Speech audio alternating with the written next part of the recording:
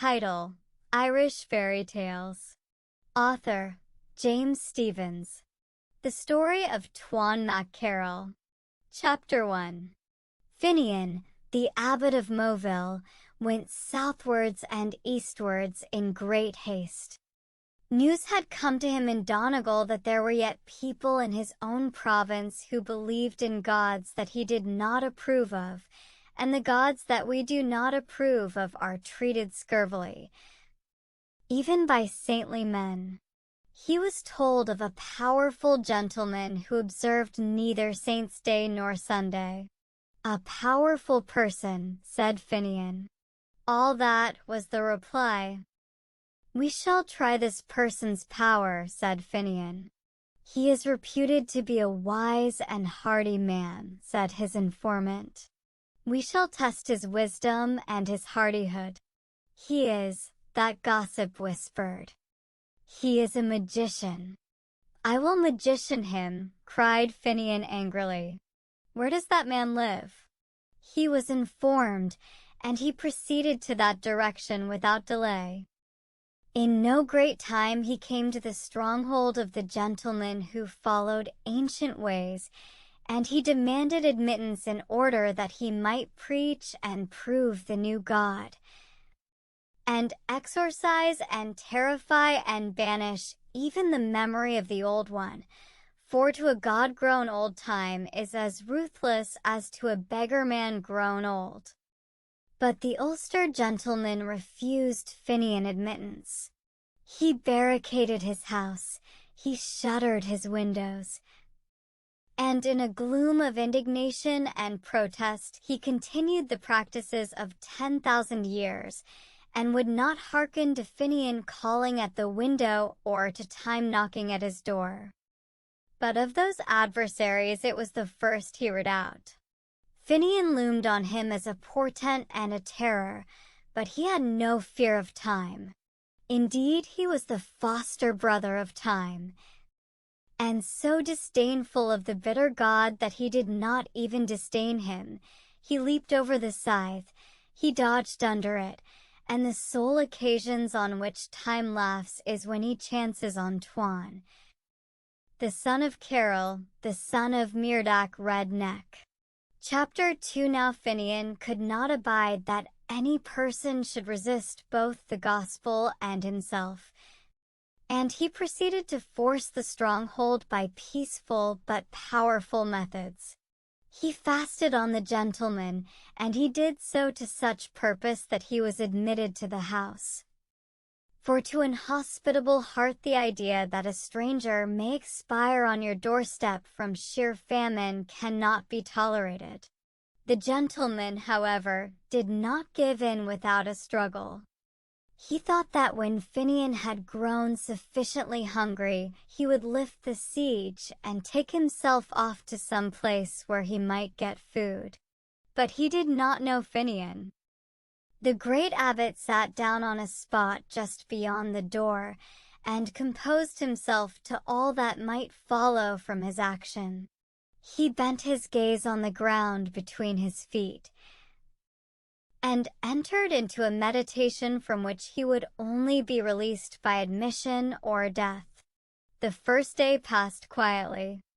Often the gentleman would send a servitor to spy if that deserter of the gods was still before his door, and each time the servant replied that he was still there.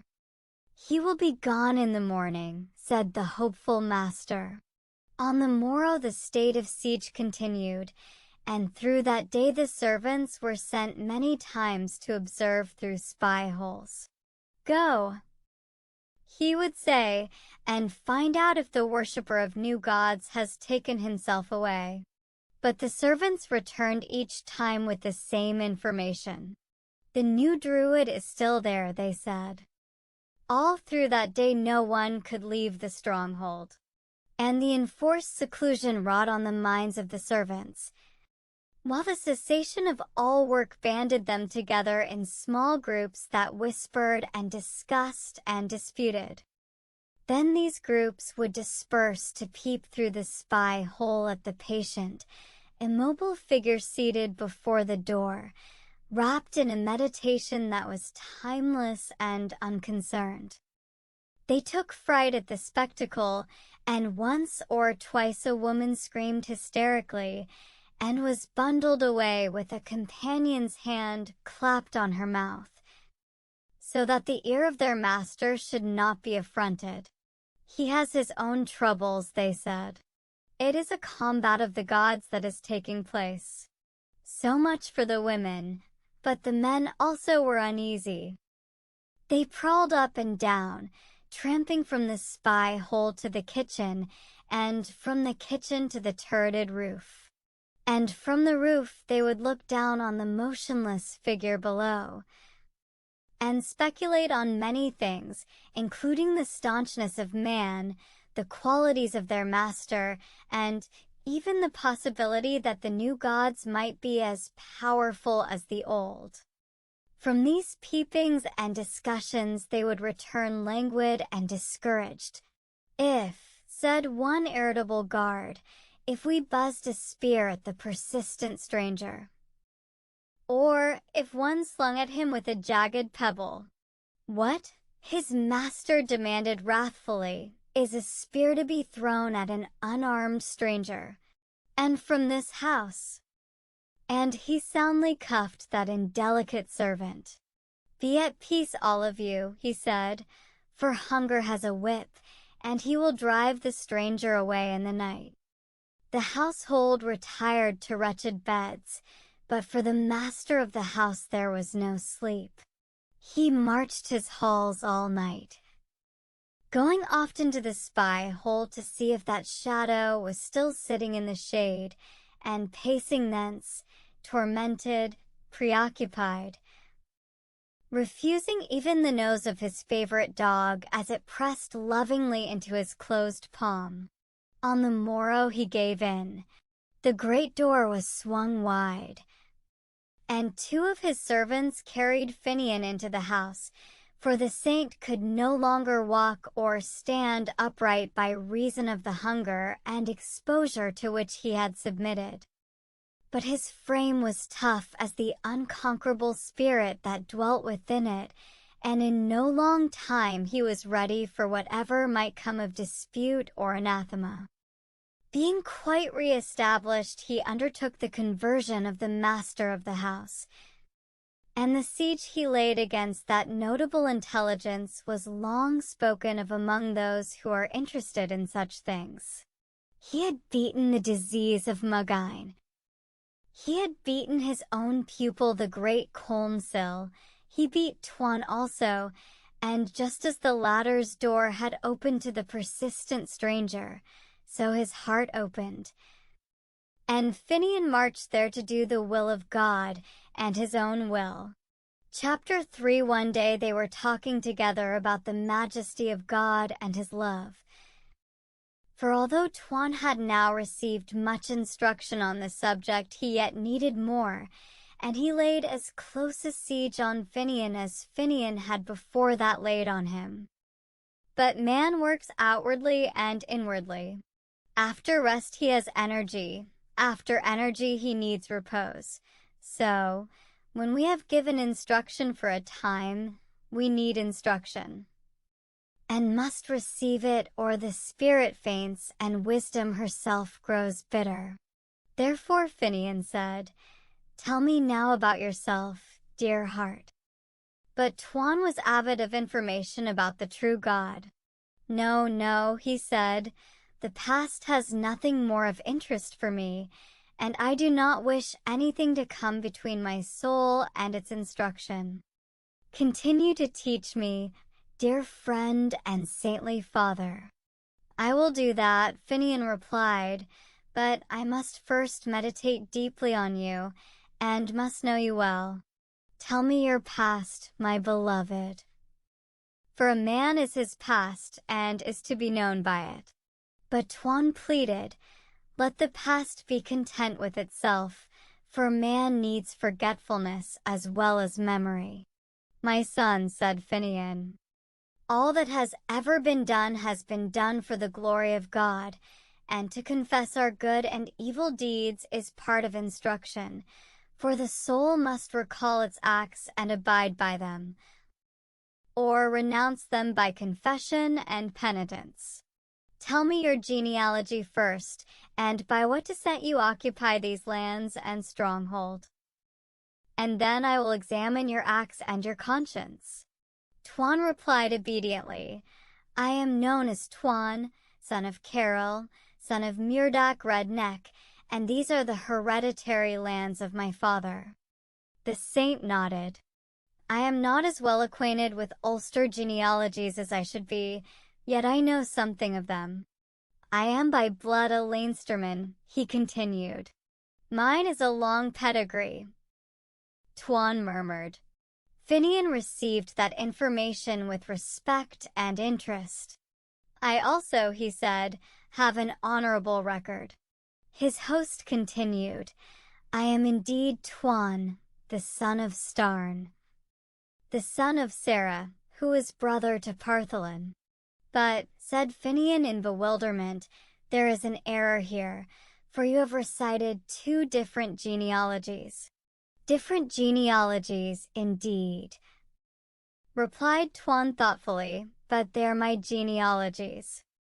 I do not understand this, Finian declared roundly. I am now known as Tuan MacCarroll, the other replied. But in the days of old I was known as Tuan MacStarn, MacSarah. But in the days of old I was known as Tuan MacStarn, MacSarah. The brother of Partholin, this saint gasped. That is my pedigree, Tuan said. But, Finian objected in bewilderment. Partholin came to Ireland not long after the flood. I came with him, said Tuan mildly. The saint pushed his chair back hastily and sat staring at his host. And as he stared, the blood grew chill in his veins, and his hair crept along his scalp and stood on end. Chapter 4. But Finian was not one who remained long in bewilderment. He thought on the might of God, and he became that might, and was tranquil. He was one who loved God and Ireland, and to the person who could instruct him in these great themes, he gave all the interest of his mind and the sympathy of his heart. It is a wonder you tell me, my beloved, he said. And now you must tell me more. What must I tell? Asked Tuan resignedly. Tell me of the beginning of time in Ireland, and of the bearing of Partholin, the son of Noah's son. I have almost forgotten him, said Tuan. A greatly bearded, greatly shouldered man he was. A man of sweet deeds and sweet ways. Continue, my love, said Finian. He came to Ireland in a ship. 24 men and 24 women came with him. But before that time no man had come to Ireland, and in the western parts of the world no human being lived or moved. As we drew on Ireland from the sea, the country seemed like an unending forest. Far as the eye could reach, and in whatever direction, there were trees. And from these there came the unceasing singing of birds. Over all that land the sun shone warm and beautiful, so that to our sea-weary eyes, our wind-tormented ears, it seemed as if we were driving on paradise. We landed, and we heard the rumble of water going gloomily through the darkness of the forest. Following the water, we came to a glade where the sun shone and where the earth was warmed, and there Partholin rested with his 24 couples and made a city and a livelihood. There were fish in the rivers of Era. There were animals in her coverts. Wild and shy and monstrous creatures ranged in her plains and forests. Creatures that one could see through and walk through. Long we lived in ease, and we saw new animals grow, the bear, the wolf, the badger, the deer, and the boar. Partholin's people increased until from 24 couples there came 5,000 people, who lived in amity and contentment, although they had no wits. They had no wits, Finian commented. They had no need of wits, Tuan said. I have heard that the firstborn were mindless, said Finian. Continue your story, my beloved. Then, sudden as a rising wind, between one night and a morning, there came a sickness that bloated the stomach and purpled the skin, and on the 7th day all of the race of Partholin were dead, save one man only.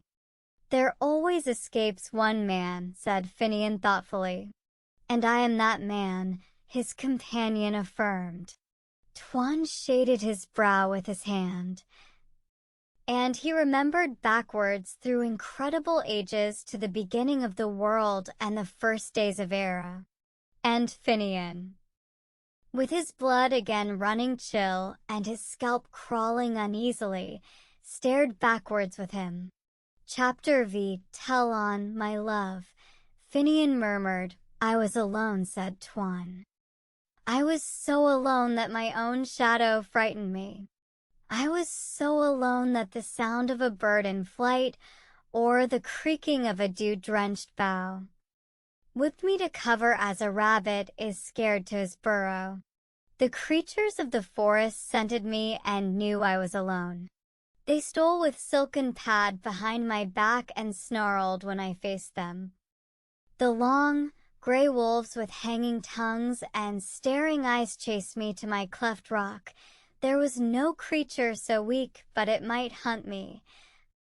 There was no creature so timid but it might outface me. And so I lived for 2 years and 2 years, until I knew all that a beast surmises and had forgotten all that a man had known. I could pad as gently as any, I could run as tirelessly. I could be invisible and patient as a wild cat crouching among leaves. I could smell danger in my sleep and leap at it with wakeful claws. I could bark and growl and clash with my teeth and tear with them. Tell on, my beloved, said Finian, you shall rest in God. Dear heart. At the end of that time, said Tuan, Nem the son of Agnomen came to Ireland with a fleet of 34 barks, and in each bark there were 30 couples of people. I have heard it, said Finian. My heart leaped for joy when I saw the great fleet rounding the land, and I followed them along scarped cliffs, leaping from rock to rock like a wild goat, while the ships tacked and swung seeking a harbor. There I stooped to drink at a pool, and I saw myself in the chill water. I saw that I was hairy and tufty and bristled as a savage boar, that I was lean as a stripped bush, that I was grayer than a badger, withered and wrinkled like an empty sack, naked as a fish, wretched as a starving crow in winter. And on my fingers and toes there were great curving claws, so that I looked like nothing that was known, like nothing that was animal or divine. And I sat by the pool weeping my loneliness and wildness and my stern old age, and I could do no more than cry and lament between the earth and the sky, while the beasts that tracked me listened from behind the trees, or crouched among bushes to stare at me from their drowsy covert. A storm arose, and when I looked again from my tall cliff I saw that great fleet rolling as in a giant's hand. At times they were pitched against the sky and staggered aloft, spinning gustily there like wind-blown leaves. Then they were hurled from these dizzy tops to the flat, moaning gulf, to the glassy, inky horror that swirled and whirled between 10 waves. At times a wave leaped howling under a ship, and with a buffet dashed it into air, and chased it upwards with thunder stroke on stroke, and followed again, close as a chasing wolf, trying with hammering on hammering to beat in the wide-wombed bottom, and suck out the frightened lives through one black gape. A wave fell on a ship and sunk it down with a thrust, stern as though a whole sky had tumbled at it, and the bark did not cease to go down until it crashed and sank in the sand at the bottom of the sea. The night came, and with it 1,000 darknesses fell from the screeching sky. Not a round-eyed creature of the night might pierce an inch of that multiplied gloom. Not a creature dared creep or stand. For a great wind strode the world, lashing its league-long whips in cracks of thunder, and singing to itself, now in a world-wide yell, now in an ear-dizzying hum and buzz. Or with a long snarl and whine it hovered over the world, searching for life to destroy. And at times, from the moaning and yelping blackness of the sea, there came a sound thin-drawn as from millions of miles away, distinct as though uttered in the air like a whisper of confidence, and I knew that a drowning man was calling on his God as he thrashed and was battered into silence, and that a blue-lipped woman was calling on her man as her hair whipped round her brows, and she whirled about like a top. Around me the trees were dragged from earth with dying groans. They leaped into the air and flew like birds. Great waves whizzed from the sea, spinning across the cliffs and hurtling to the earth in monstrous clots of foam. The very rocks came trembling and sidling and grinding among the trees, and in that rage, and in that horror of blackness, I fell asleep, or I was beaten into slumber. Chapter 6.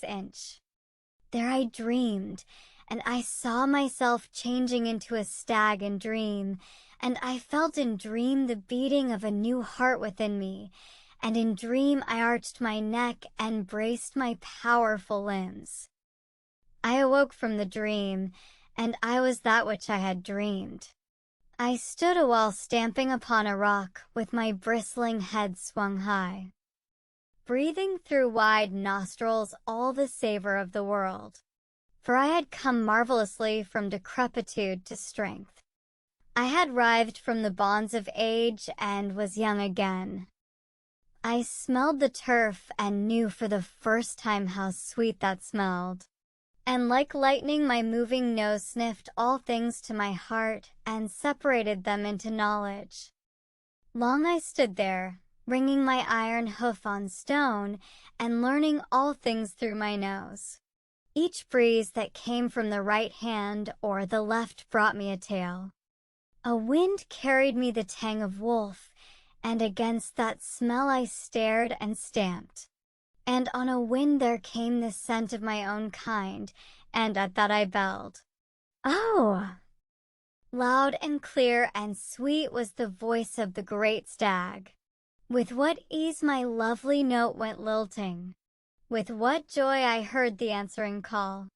With what delight I bounded, bounded, bounded. Light as a bird's plume, powerful as a storm, untiring as the sea. Here now is ease in 10-yard springings, with a swinging head, with the rise and fall of a swallow, with the curve and flow and urge of an otter of the sea. What a tingle dwelled about my heart! What a thrill spun to the lofty points of my antlers! How the world was new! How the sun was new! How the wind caressed me! With unswerving forehead and steady eye met all that came. The old, lone wolf leaped sideways, snarling, and slunk away. The lumbering bear swung his head of hesitations and thought again. He trotted his small red eye away with him to a nearby brake. The stags of my race fled from my rocky forehead, or were pushed back and back until their legs broke under them, and I trampled them to death. I was the beloved, the well-known, the leader of the herds of Ireland. And at times I came back from my boundings about Era, for the strings of my heart were drawn to Ulster, and, standing away, my wide nose took the air, while I knew with joy, with terror, that men were blown on the wind. A proud head hung to the turf then, and the tears of memory rolled from a large, bright eye. At times I drew near, delicately, standing among thick leaves or crouched in long-grown grasses, and I stared and mourned as I looked on men. For Nemd and 4 couples had been saved from that fierce storm, and I saw them increase and multiply until 4,000 couples lived and laughed and were riotous in the sun, for the people of Nemd had small minds but great activity. They were savage fighters and hunters. But one time I came, drawn by that intolerable anguish of memory, and all of these people were gone. The place that knew them was silent. In the land where they had moved there was nothing of them but their bones that glinted in the sun. Old age came on me there. Among these bones weariness crept into my limbs. My head grew heavy, my eyes dim, my knees jerked and trembled, and there the wolves dared chase me. I went again to the cave that had been my home when I was an old man. One day I stole from the cave to snatch a mouthful of grass, for I was closely besieged by wolves. They made their rush, and I barely escaped from them. They sat beyond the cave staring at me. I knew their tongue. I knew all that they said to each other, and all that they said to me. But there was yet a thud left in my forehead, a deadly trample in my hoof. They did not dare come into the cave. Tomorrow, they said, we will tear out your throat and gnaw on your living haunch. Chapter 7. Then my soul rose to the height of doom, and I intended all that might happen to me and agreed to it. Tomorrow, I said, I will go out among ye, and I will die, and at that the wolves howled joyfully, hungrily, impatiently. I slept, and I saw myself changing into a boar in dream, and I felt in dream the beating of a new heart within me, and in dream I stretched my powerful neck and braced my eager limbs. I awoke from my dream, and I was that which I had dreamed. The night wore away, the darkness lifted, the day came, and from without the cave the wolves called to me, "Come out, O skinny stag. Come out and die." And I, with joyful heart, thrust a black bristle through the hole of the cave, and when they saw that wriggling snout, those curving tusks, that red fierce eye, the wolves fled yelping, tumbling over each other, frantic with terror, and I behind them, a wild cat for leaping, a giant for strength, a devil for ferocity, a madness and gladness of lusty, unsparing life, a killer, a champion, a boar who could not be defied. I took the lordship of the boars of Ireland. Wherever I looked among my tribes I saw love and obedience. Whenever I appeared among the strangers they fled away. And the wolves feared me then, and the great, grim bear went bounding on heavy paws. I charged him at the head of my troop and rolled him over and over, but it is not easy to kill the bear, so deeply is his life packed under that stinking pelt. He picked himself up and ran, and was knocked down, and ran again blindly, butting into trees and stones. Not a claw did the big bear flash, not a tooth did he show, as he ran whimpering like a baby, or as he stood with my nose rammed against his mouth, snarling up into his nostrils. I challenged all that moved, all creatures but one, for men had again come to Ireland. Simeon, the son of Stereath, with his people, from whom the men of Domnin and the Firbolg and the Galiuan are descended. These I did not chase, and when they chased me I fled. Often I would go, drawn by my memoried heart, to look at them as they moved among their fields, and I spoke to my mind in bitterness. When the people of Partholon were gathered in council, my voice was heard. It was sweet to all who heard it, and the words I spoke were wise. The eyes of women brightened and softened when they looked at me. They loved to hear him when he sang who now wanders in the forest with a tusky herd. Chapter 8. Old age again overtook me. Weariness stole into my limbs, and anguish dozed into my mind. I went to my Ulster cave and dreamed my dream, and I changed into a hawk. I left the ground. The sweet air was my kingdom, and my bright eyes stared on 100 miles. I soared, I swooped, I hung, motionless as a living stone, over the abyss. I lived in joy and slept in peace and had my fill of the sweetness of life. During that time Beathach, the son of Yarbanel the prophet, came to Ireland with his people, and there was a great battle between his men and the children of Simeon. Long I hung over that combat, seeing every spear that hurtled, every stone that whizzed from a sling, every sword that flashed up and down, and the endless glittering of the shields. And at the end I saw that the victory was with Yarbanel. And from his people the Tuatha De and the Andi came, although their origin is forgotten, and learned people, because of their excellent wisdom and intelligence, say that they came from heaven. These are the people of Fairy. All these are the gods. For long, long years I was a hawk. I knew every hill and stream, every field and glen of Ireland. I knew the shape of cliffs and coasts, and how all places looked under the sun or moon. And I was still a hawk when the sons of Mill drove the Tuatha De Danann under the ground, and held Ireland against arms or wizardry, and this was the coming of men and the beginning of genealogies. Then I grew old, and in my Ulster cave close to the sea I dreamed my dream, and in it I became a salmon.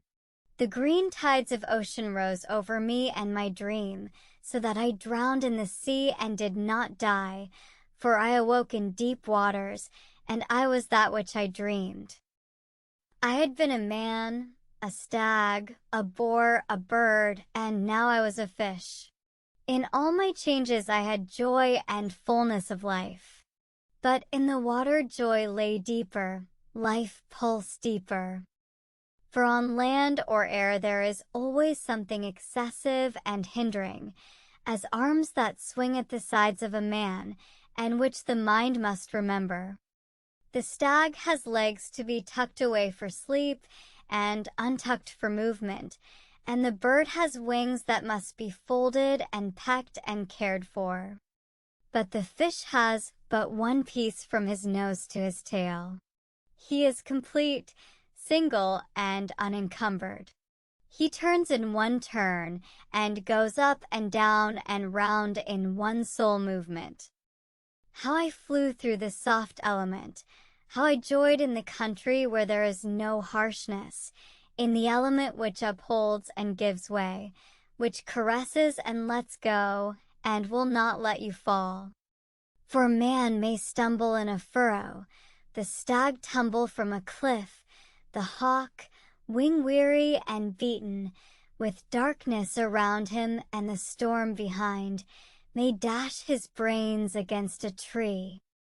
But the home of the salmon is his delight, and the sea guards all her creatures. Chapter 9. I became the king of the salmon, and, with my multitudes, I ranged on the tides of the world. Green and purple distances were under me, green and gold the sunlit regions above. In these latitudes I moved through a world of amber, myself amber and gold, in those others. In a sparkle of lucent blue, I curved, lit like a living jewel, and in these again, through dusks of ebony all mazed with silver, I shot and shone, the wonder of the sea. I saw the monsters of the uttermost ocean go heaving by, and the long lithe brutes that are toothed to their tails, and below, where gloom dipped down on gloom, vast, livid tangles that coiled and uncoiled, and lapsed down steeps and hells of the sea where even the salmon could not go. I knew the sea. I knew the secret caves where ocean roars to ocean. The floods that are icy cold, from which the nose of a salmon leaps back as at a sting, and the warm streams in which we rocked and dozed and were carried forward without motion. I swam on the outermost rim of the great world, where nothing was but the sea and the sky and the salmon, where even the wind was silent, and the water was clear as clean gray rock. And then, far away in the sea, I remembered Ulster, and there came on me an instant, uncontrollable anguish to be there. I turned, and through days and nights I swam tirelessly, jubilantly, with terror wakening in me, too, and a whisper through my being that I must reach Ireland or die. I fought my way to Ulster from the sea. Ah, how that end of the journey was hard. A sickness was racking in every one of my bones, a languor and weariness creeping through my every fiber and muscle. The waves held me back and held me back. The soft waters seemed to have grown hard, and it was as though I were urging through a rock as I strained towards Ulster from the sea. So tired I was. I could have loosened my frame and been swept away. I could have slept and been drifted and wafted away, swinging on gray-green billows that had turned from the land and were heaving and mounting and surging to the far blue water. Only the unconquerable heart of the salmon could brave that end of toil. The sound of the rivers of Ireland racing down to the sea came to me in the last numb effort. The love of Ireland bore me up.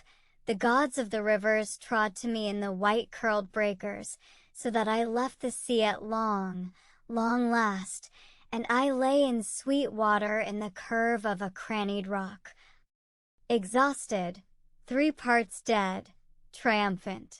Chapter X, delight and strength came to me again, and now I explored all the inland ways, the great lakes of Ireland, and her swift brown rivers. What a joy to lie under an inch of water basking in the sun, or beneath a shady ledge to watch the small creatures that speed like lightning on the rippling top. I saw the dragonflies flash and dart and turn, with a poise, with a speed that no other winged thing knows. I saw the hawk hover and stare and swoop. He fell like a falling stone. But he could not catch the king of the salmon. I saw the cold-eyed cat stretching along a bough level with the water, eager to hook and lift the creatures of the river. And I saw men. They saw me also. They came to know me and look for me. They lay in wait at the waterfalls up which I leaped like a silver flash. They held out nets for me. They hid traps under leaves. They made cords of the color of water, of the color of weeds, but this salmon had a nose that knew how weed felt and how a string they drifted meat on a sightless string.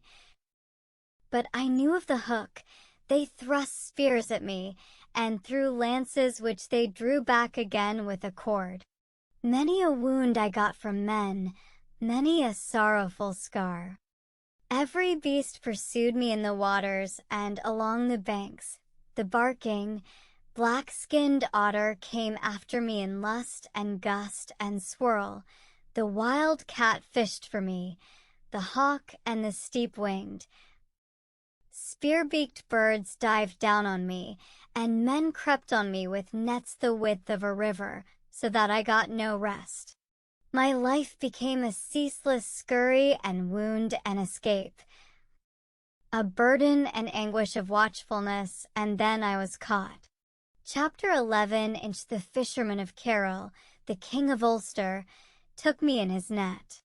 Ah, that was a happy man when he saw me. He shouted for joy when he saw the great salmon in his net. I was still in the water as he hauled delicately. I was still in the water as he pulled me to the bank. My nose touched air and spun from it as from fire, and I dived with all my might against the bottom of the net, holding yet to the water, loving it. Mad with terror that I must quit that loveliness. But the net held and I came up. "Be quiet, king of the river," said the fisherman. "Given to doom," said he. I was in air, and it was as though I were in fire. The air pressed on me like a fiery mountain. It beat on my scales and scorched them. It rushed down my throat and scalded me. It weighed on me and squeezed me, so that my eyes felt as though they must burst from my head as though it would leap from my body, and my body as though it would swell and expand and fly in 1,000 pieces. The light blinded me, the heat tormented me, the dry air made me shrivel and gasp, and as he lay on the grass, the great salmon whirled his desperate nose once more to the river, and leaped, leaped, leaped, even under the mountain of air. He could leap upwards, but not forwards, and yet he leaped. For in each rise he could see the twinkling waves, the rippling and curling waters. "Be at ease, O king," said the fisherman. "Be at rest, my beloved. Let go the stream. Let the oozy marge be forgotten, and the sandy bed where the shades dance all in green and gloom, and the brown flood sings along." And as he carried me to the palace, he sang a song of the river, and a song of doom, and a song in praise of the king of the waters. When the king's wife saw me, she desired me. I was put over a fire and roasted, and she ate me. And when time passed, she gave birth to me, and I was her son and the son of Carroll the king. I remember warmth and darkness and movement and unseen sounds. All that happened I remember, from the time I was on the gridiron until the time I was born. I forget nothing of these things. "And now," said Finian, "you will be born again, for I shall baptize you into the family of the living God." So far the story of Tuan, the son of Carroll. No man knows if he died in those distant ages when Finian was abbot of Moville, or if he still keeps his fort in Ulster, watching all things, and remembering them for the glory of God and the honor of Ireland. The boyhood of Finn, he was a king, a seer, and a poet. He was a lord with a manifold and great train. He was our magician, our knowledgeable one, our soothsayer. All that he did was sweet with him. And however ye deem my testimony of Finn excessive, and although ye hold my praising overstrained, nevertheless, and by the king that is above me, he was 3 times better than all I say. St. Patrick. Chapter 1. Finn, pronounce fune to rhyme with tune, got his first training among women. There is no wonder in that, for it is the pup's mother teaches it to fight. And women know that fighting is a necessary art, although men pretend there are others that are better. These were the women druids, Bavmal and Lialuakra. It will be wondered why his own mother did not train him in the first natural savageries of existence, but she could not do it. She could not keep him with her for dread of the clan Morna. The sons of Morna had been fighting and intriguing for a long time to oust her husband, Yule, from the captaincy of the Fianna of Ireland, and they had ousted him at last by killing him. It was the only way they could get rid of such a man, but it was not an easy way, for what Finn's father did not know in arms could not be taught to him even by Morna. Still, the hound that can wait will catch a hare at last, and even Manana sleeps. Finn's mother was beautiful, long-haired Mourne, so she is always referred to. She was the daughter of Teague, the son of Nuada from Fairy, and her mother was Ethlyn. That is, her brother was Luff of the Long Hand himself, and with a god, and such a god. For brother, we may marvel that she could have been in dread of Morna or his sons, or of anyone. But women have strange loves, strange fears. And these are so bound up with one another that the thing which is presented to us is not often the thing that is to be seen. However it may be, when Yule died, Morn got married again to the king of Kerry. She gave the child to Bavmal and Lialuakra to rear, and we may be sure that she gave injunctions with him, and many of them. The youngster was brought to the woods of Sleeve Bloom and was nursed there in secret. It is likely the women were fond of him, for other than Finn there was no life about them. He would be their life, and their eyes may have seemed as twin benedictions resting on the small fair head. He was fair-haired. And it was for his fairness that he was afterwards called Finn, but at this period he was known as Dame. They saw the food they put into his little frame reproduce itself lengthways and sideways in tough inches, and in springs and energies that crawled at first, and then toddled, and then ran. He had birds for playmates, but all the creatures that live in a wood must have been his comrades. There would have been for little Finn long hours of lonely sunshine, when the world seemed just sunshine and a sky. There would have been hours as long, when existence passed like a shade among shadows. In the multitudinous tappings of rain that dripped from leaf to leaf in the wood, and slipped so to the ground, he would have known little snaky paths, narrow enough to be filled by his own small feet or a goat's, and he would have wondered where they went, and have marveled again to find that, wherever they went, they came at last, through loops and twists of the branchy wood, to his own door.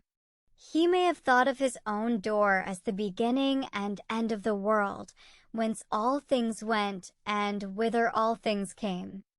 Perhaps he did not see the lark for a long time, but he would have heard him, far out of sight in the endless sky, thrilling and thrilling until the world seemed to have no other sound but that clear sweetness, and what a world it was to make that sound! Whistles and chirps, coos and caws and croaks would have grown familiar to him, and he could at last have told which brother of the great brotherhood was making the noise he heard at any moment. The wind, too. He would have listened to its thousand voices as it moved in all seasons and in all moods. Perhaps a horse would stray into the thick screen about his home, and would look as solemnly on Finn as Finn did on it. Or, coming suddenly on him, the horse might stare, all a-cock with eyes and ears and nose, one long drawn facial extension, ere he turned and bounded away with manes all over him and hoofs all under him and tails all round him. A solemn-nosed, stern-eyed cow would amble and stamp in his wood to find a flyless shadow, or a strayed sheep would poke its gentle muzzle through leaves. A boy, he might think. As he stared on a staring horse, A boy cannot wag his tail to keep the flies off, and that lack may have saddened him. He may have thought that a cow can snort and be dignified at the one moment, and that timidity is comely in a sheep. He would have scolded the jackdaw and tried to outwhistle the throstle, and wondered why his pipe got tired when the blackbirds didn't. There would be flies to be watched, slender atoms in yellow gauze that flew, and filmy specks that flittered, and sturdy, thick-ribbed brutes that pounced like cats and bit like dogs and flew like lightning. He may have mourned for the spider in bad luck who caught that fly.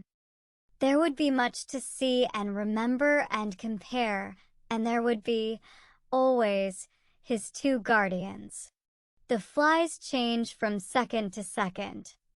One cannot tell if this bird is a visitor or an inhabitant, and a sheep is just sister to a sheep, but the women were as rooted as the house itself.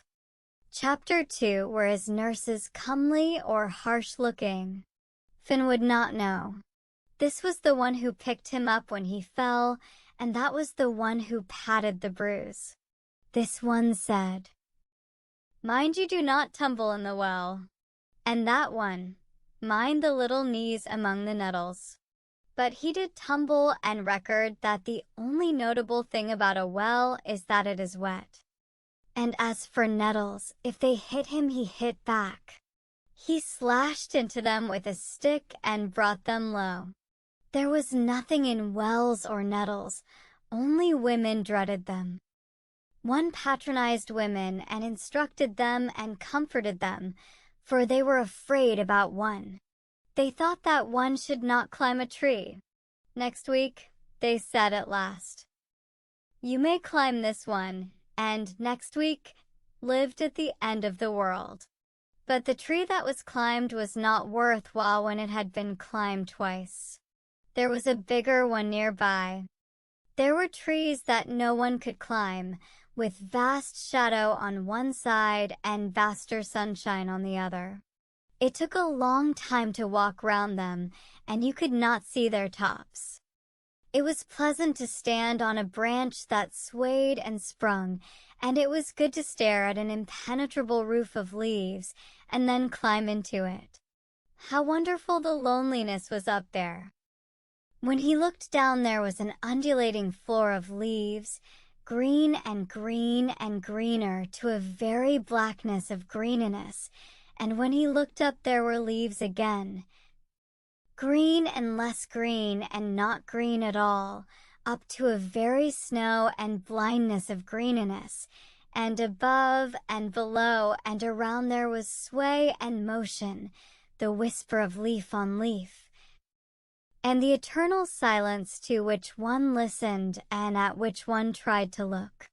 When he was 6 years of age, his mother, beautiful, long-haired Mourne, came to see him.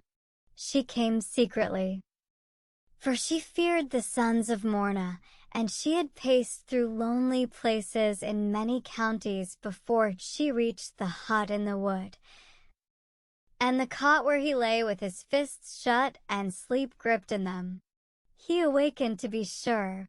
He would have one ear that would catch an unusual voice, one eye that would open. However sleepy the other one was, she took him in her arms and kissed him, and she sang a sleepy song until the small boy slept again. We may be sure that the eye that could stay open stayed open that night as long as it could, and that the one ear listened to the sleepy song until the song got too low to be heard, until it was too tender to be felt vibrating along those soft arms, until Finn was asleep again, with a new picture in his little head and a new notion to ponder on. The mother of himself. His own mother. But when he awakened, she was gone. She was going back secretly, in dread of the sons of Morna, slipping through gloomy woods, keeping away from habitations, getting by desolate and lonely ways to her lord in Kerry. Perhaps it was he that was afraid of the sons of Morna, and perhaps she loved him. Chapter 3. The women druids, his guardians, belonged to his father's people. Bavmal was Yul's sister, and, consequently, Finn's aunt. Only such a blood tie could have bound them to the clan Baskin, for it is not easy, having moved in the world of court and camp, to go hide with a baby in a wood, and to live, as they must have lived, in terror. What stories they would have told the child of the sons of Morna. Of Morna himself, the huge-shouldered, stern-eyed, violent Canachman, and of his sons young Gall Mac Morna in particular, as huge-shouldered as his father, as fierce in the onset, but merry-eyed when the other was grim, and bubbling with a laughter that made men forgive even his butcheries. Of Conan male Mac Morna his brother, gruff as a badger, bearded like a boar, bald as a crow, and with a tongue that could manage an insult where another man would not find even a stammer. His boast was that when he saw an open door he went into it, and when he saw a closed door he went into it. When he saw a peaceful man he insulted him, and when he met a man who was not peaceful he insulted him. There was Garrod of Mac Morna, and savage Art Og, who cared as little for their own skins as they did for the next man's, and Gara must have been rough indeed to have earned in that clan the name of the rough Mac Morna. There were others, wild Canachmen all, as untamable, as unaccountable as their own wonderful countryside. Finn would have heard much of them, and it is likely that he practiced on a nettle at taking the head off Gaul, and that he hunted a sheep from cover in the implacable manner he intended later on for Conan the Swearer. But it is of Yulmac Baskin he would have heard most. With what a dilation of spirit the ladies would have told tales of him, Finn's father. How their voices would have become a chant as feat was added to feat, glory piled on glory. The most famous of men and the most beautiful, the hardest fighter, the easiest giver, the kingly champion, the chief of the Fianna Na H. Aaron. Tales of how he had been waylaid and got free, of how he had been generous and got free, of how he had been angry and went marching with the speed of an eagle and the direct onfall of a storm, while in front and at the sides, angled from the prow of his terrific advance, were fleeing multitudes who did not dare to wait and scarce had time to run. And of how at last, when the time came to quell him, nothing less than the whole might of Ireland was sufficient for that great downfall. We may be sure that on these adventures Finn was with his father, going step for step with the long-striding hero, and heartening him mightily. Chapter 4. He was given good training by the women in running and leaping and swimming. One of them would take a thorn switch in her hand, and Finn would take a thorn switch in his hand, and each would try to strike the other running round a tree. You had to go fast to keep away from the switch behind, and a small boy feels a switch. Finn would run his best to get away from that prickly stinger, but how he would run when it was his turn to deal the strokes. With reason, too, for his nurses had suddenly grown implacable. They pursued him with a savagery which he could not distinguish from hatred, and they swished him well whenever they got the chance. Finn learned to run. After a while he could buzz around a tree like a maddened fly, and oh, the joy when he felt himself drawing from the switch and gaining from behind on its bearer. How he strained and panted to catch on that pursuing person and pursue her and get his own switch into action. He learned to jump by chasing hares in a bumpy field. Up went the hare and up went Finn, and away with the two of them, hopping and popping across the field. If the hare turned while Finn was after her, it was switch for Finn.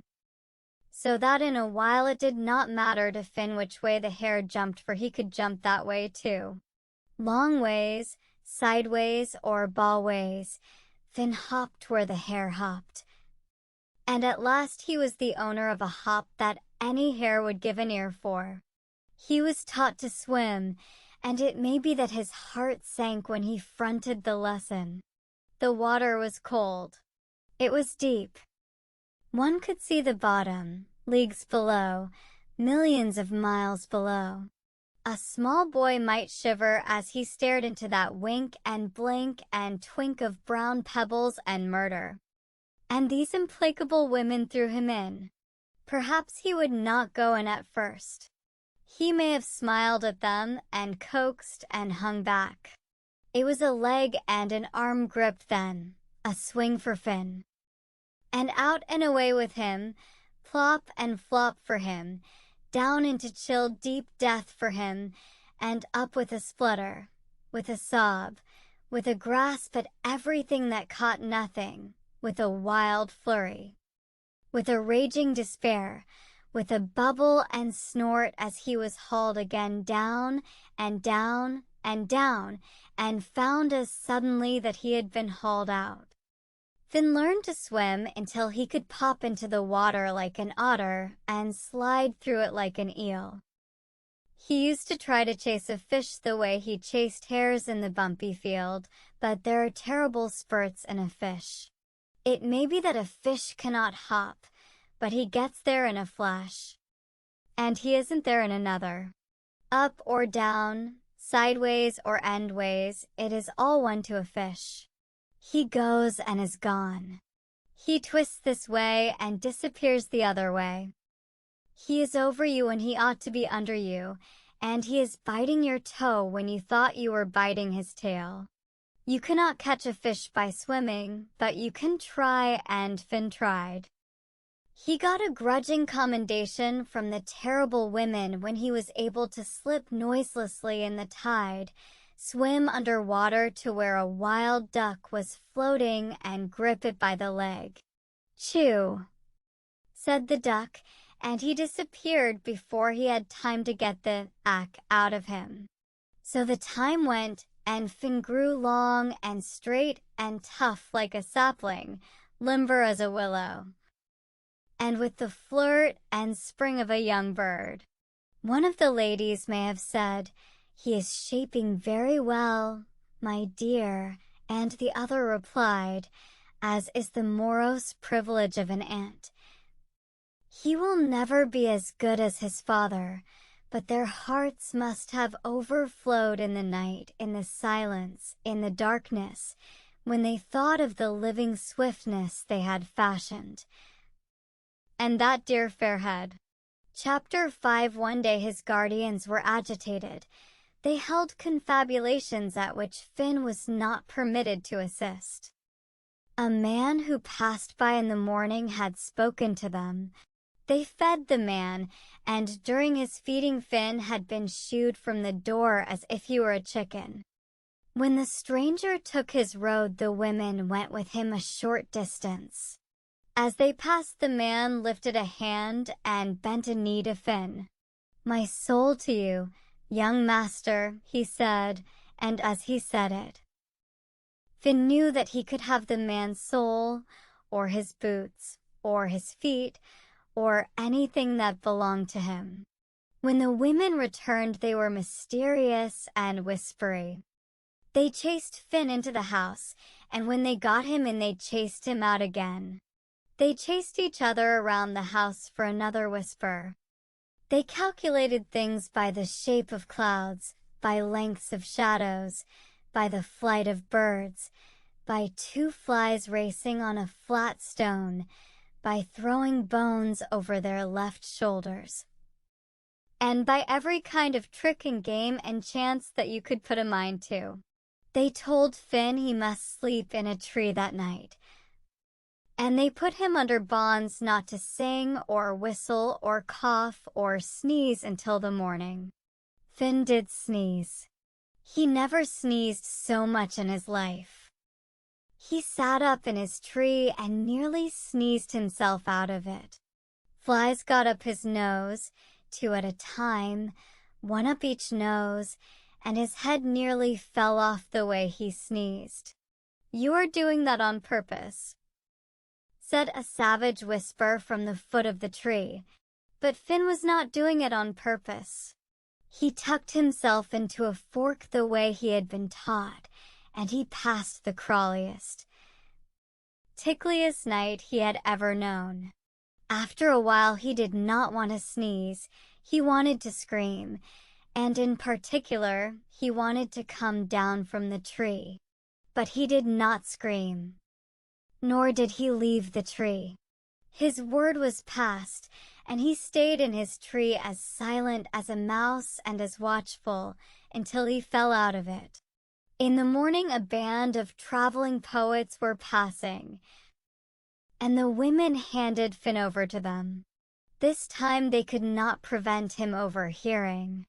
"The sons of Morna," they said, and Finn's heart might have swelled with rage, but that it was already swollen with adventure. And also the expected was happening. Behind every hour of their day and every moment of their lives lay the sons of Morna. Finn had run after them as deer. He jumped after them as hares. He dived after them as fish.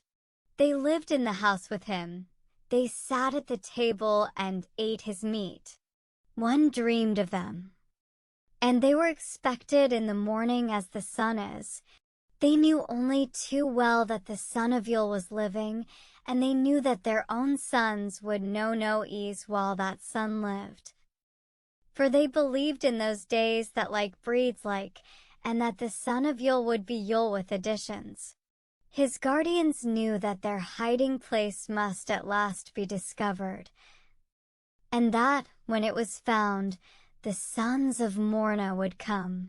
They had no doubt of that, and every action of their lives was based on that certainty. For no secret can remain secret. Some broken soldier tramping home to his people will find it out, a herd seeking his strayed cattle, or a band of traveling musicians will get the wind of it. How many people will move through even the remotest wood in a year? The crows will tell a secret if no one else does, and under a bush, behind a clump of bracken, what eyes may there not be? But if your secret is legged like a young goat, if it is tongued like a wolf, one can hide a baby, but you cannot hide a boy. He will rove unless you tie him to a post, and he will whistle then. The sons of Morna came, but there were only 2 grim women living in a lonely hut to greet them. We may be sure they were well greeted. One can imagine Gall's merry stare taking in all that could be seen, Conan's grim eye raking the women's faces while his tongue raked them again. The rough Mac Morna shouldering here and there in the house and about it with maybe a hatchet in his hand. And Art OG coursing further afield and vowing that if the cub was there he would find him. Chapter 6. But Finn was gone. He was away, bound with his band of poets for the Galties. It is likely they were junior poets come to the end of a year's training and returning to their own province to see again the people at home, and to be wondered at and exclaimed at as they exhibited bits of the knowledge which they had brought from the great schools. They would know tags of rhyme and tricks about learning which Finn would hear of, and now and again, as they rested in a glade or by the brink of a river, they might try their lessons over. They might even refer to the Ogham wands on which the first words of their tasks and the opening lines of poems were cut, and it is likely that, being new to these things, they would talk of them to a youngster, and, Thinking that his wits could be no better than their own, they might have explained to him how Ogham was written. But it is far more likely that his women guardians had already started him at those lessons. Still, this band of young bards would have been of infinite interest to Finn, not on account of what they had learned, but because of what they knew. All the things that he should have known as by nature, the look, the movement, the feeling of crowds, the shouldering and intercourse of man with man, the clustering of houses and how people bore themselves in and about them, the movement of armed men, and the homecoming look of wounds. Tales of births and marriages and deaths, the chase with its multitudes of men and dogs, all the noise, the dust, the excitement of mere living. These, to Finn, new come from leaves and shadows and the dipple and dapple of a wood, would have seemed wonderful, and the tales they would have told of their masters, their looks, fads, severities, sillinesses, would have been wonderful also. That band should have chattered like a rookery. They must have been young, for one time a Leinsterman came on them, a great robber named Faighfuil mac Cona, and he killed the poets. He chopped them up and chopped them down. He did not leave one poteen of them all. He put them out of the world and out of life, so that they stopped being, and no one could tell where they went or what had really happened to them. And it is a wonder indeed that one can do that to anything, let alone a band. If they were not youngsters, the bold Faighfuil could not have managed them all. Or perhaps he too had a band, although the record does not say so, but kill them he did, and they died that way. Finn saw that deed, and his blood may have been cold enough as he watched the great robber coursing the poets as a wild dog rages in a flock. And when his turn came, when they were all dead, and the grim, red-handed man trod at him, Finn may have shivered, but he would have shown his teeth and laid roundly on the monster with his hands. Perhaps he did that, and perhaps for that he was spared. "Who are you?" roared the staring black mouth with the red tongue squirming in it like a frisky fish. "The son of Yule, son of Baisken," quoth hardy Finn. And at that the robber ceased to be a robber, the murderer disappeared, the black-rimmed chasm packed with red fish and precipices changed to something else, and the round eyes that had been popping out of their sockets and trying to bite changed also. There remained a laughing and crying and loving servant who wanted to tie himself into knots, if that would please the son of his great captain. Finn went home on the robber's shoulder, and the robber gave great snorts and made great jumps and behaved like a first-rate horse. For this same Faighfuil was the husband of Bovmal, Finn's aunt. He had taken to the wilds when Clan Baisken was broken, and he was at war with a world that had dared to kill his chief. Chapter 7: A new life for Finn in the robber's den that was hidden in a vast cold marsh. A tricky place that would be, with sudden exits and even suddener entrances, and with damp, winding, spidery places to hoard treasure in or to hide oneself in. If the robber was a solitary, he would, for lack of someone else, have talked greatly to Finn. He would have shown his weapons and demonstrated how he used them, and with what slash he chipped his victim, and with what slice he chopped him. He would have told why a slash was enough for this man, and why that man should be sliced. All men are masters when one is young, and Finn would have found knowledge here also. He would have seen Faighfuil's great spear that had 30 rivets of Arabian gold in its socket, and that had to be kept wrapped up and tied down so that it would not kill people out of mere spitefulness. It had come from Fairy, out of the shire of Alan Mac Midna. And it would be brought back again later on between the same man's shoulder blades. What tales that man could tell a boy, and what questions a boy could ask him.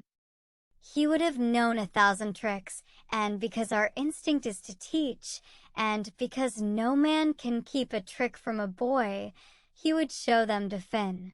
There was the marsh too. A whole new life to be learned, a complicated, mysterious, dank, slippery, reedy, treacherous life, but with its own beauty and an allurement that could grow on one. So that you could forget the solid world and love only that which quaked and gurgled. In this place you may swim. By this sign, and this you will know if it is safe to do so. Said Fiaquil Mac Cona, but in this place, with this sign on it, and that, you must not venture a toe. But where Finn would venture his toes, his ears would follow. There are coiling weeds down there, the robber counseled him. There are thin, tough, snaky binders that will trip you and grip you. That will pull you and will not let you go again until you are drowned, until you are swaying and swinging away below, with outstretched arms, with outstretched legs, with a face all stares and smiles and jockeyings, gripped in those leathery arms, until there is no more to be gripped of you even by them. Watch these and this and that. Finn would have been told, and always swim with a knife in your teeth. He lived there until his guardians found out where he was and came after him. Fiaquil gave him up to them. And he was brought home again to the woods of Sleeve Bloom, but he had gathered great knowledge and new supplenesses. The sons of Morna left him alone for a long time. Having made their essay, they grew careless. Let him be, they said. He will come to us when the time comes. But it is likely, too, that they had had their own means of getting information about him. How he shaped, what muscles he had, and did he spring clean from the mark, or had he to get off with a push? Finn stayed with his guardians and hunted for them. He could run a deer down and haul it home by the reluctant skull. Come on, Gull, he would say to his stag, or, lifting it over a tussock with a tough grip on the snout, are you coming, bald Conan, or shall I kick you in the neck? The time must have been nigh when he would think of taking the world itself by the nose, to haul it over tussocks and drag it into his pen, for he was of the breed in whom mastery is born, and who are good masters. But reports of his prowess were getting abroad. Clan Morna began to stretch itself uneasily, and one day his guardians sent him on his travels. It is best for you to leave us now, they said to the tall stripling, for the sons of Morna are watching again to kill you. The woods at that may have seemed haunted. A stone might sling at one from a tree top, but from which tree of 1,000 trees did it come? An arrow buzzing by one's ear would slide into the ground and quiver there silently, menacingly, hinting of the brothers it had left in the quiver behind. To the right? To the left? How many brothers? In how many quivers? Finn was a woodsman. But he had only 2 eyes to look with, 1 set of feet to carry him in one sole direction. But when he was looking to the front, what, or how many whats, could be staring at him from the back? He might face in this direction, away from, or towards a smile on a hidden face and a finger on a string. A lance might slide at him from this bush or from the one yonder. In the night he might have fought them, his ears against theirs, his noiseless feet against their lurking ones, his knowledge of the wood against their legion. But during the day he had no chance. Finn went to seek his fortune, to match himself against all that might happen, and to carve a name for himself that will live while time has an ear and knows an Irishman. Chapter 8. Finn went away, and now he was alone. But he was as fitted for loneliness as the crane is that haunts the solitudes and bleak wastes of the sea, for the man with a thought has a comrade. And Finn's mind worked as featly as his body did. To be alone was no trouble to him who, however surrounded, was to be lonely his life long. For this will be said of Finn when all is said, that all that came to him went from him, and that happiness was never his companion for more than a moment. But he was not now looking for loneliness. He was seeking the instruction of a crowd, and therefore when he met a crowd he went into it. His eyes were skilled to observe in the moving dusk and dapple of green woods.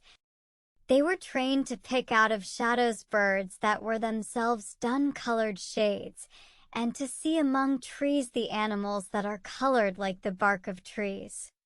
The hare crouching in the fronds was visible to him, and the fish that swayed invisibly in the sway and flicker of a green bank. He would see all that was to be seen. And he would see all that is passed by the eye that is half blind from use and wont. At Moy Life, he came on lads swimming in a pool, and as he looked on them sporting in the flush tide, he thought that the tricks they performed were not hard for him, and that he could have shown them new ones. Boys must know what another boy can do, and they will match themselves against everything. They did their best under these observing eyes, and it was not long until he was invited to compete with them and show his mettle. Such an invitation is a challenge. It is almost, among boys, a declaration of war. But Finn was so far beyond them in swimming that even the word master did not apply to that superiority. While he was swimming, one remarked, "He is fair and well-shaped," and thereafter he was called Finn, or the Fair One. His name came from boys and will, perhaps, be preserved by them. He stayed with these lads for some time, and it may be that they idolized him at first, for it is the way with boys to be astounded and enraptured by feats, but in the end, and that was inevitable, they grew jealous of the stranger. Those who had been the champions before he came would marshal each other, and, by social pressure, would muster all the others against him, so that in the end not a friendly eye was turned on Finn in that assembly. For not only did he beat them at swimming, he beat their best at running and jumping, and when the sport degenerated into violence, as it was bound to, the roughness of Finn would be 10 times as rough as the roughness of the roughest rough they could put forward. Bravery is pride when one is young, and Finn was proud. There must have been anger in his mind as he went away, leaving that lake behind him, and those snarling and scowling boys, but there would have been disappointment also, for his desire at this time should have been towards friendliness. He went thence to Loch Lewin and took service with the king of Fintray. That kingdom may have been thus called from Finn himself, and would have been known by another name when he arrived there. He hunted for the king of Fintray, and it soon grew evident that there was no hunter in his service to equal Finn. More, there was no hunter of them all who even distantly approached him in excellence. The others ran after deer, using the speed of their legs, the noses of their dogs, and 1,000 well-worn tricks to bring them within reach, and, often enough, the animal escaped them. But the deer that Finn got the track of did not get away, and it seemed even that the animals sought him, so many did he catch. The king marveled at the stories that were told of this new hunter, but as kings are greater than other people, so they are more curious, and, being on the plane of excellence, they must see all that is excellently told of. The king wished to see him, and Finn must have wondered what the king thought as that gracious lord looked on him. Whatever was thought. What the king said was as direct an utterance as it was an observation. "If Yule the son of Baskin has a son," said the king, "you would surely be that son." We are not told if the king of Fintray said anything more, but we know that Finn left his service soon afterwards.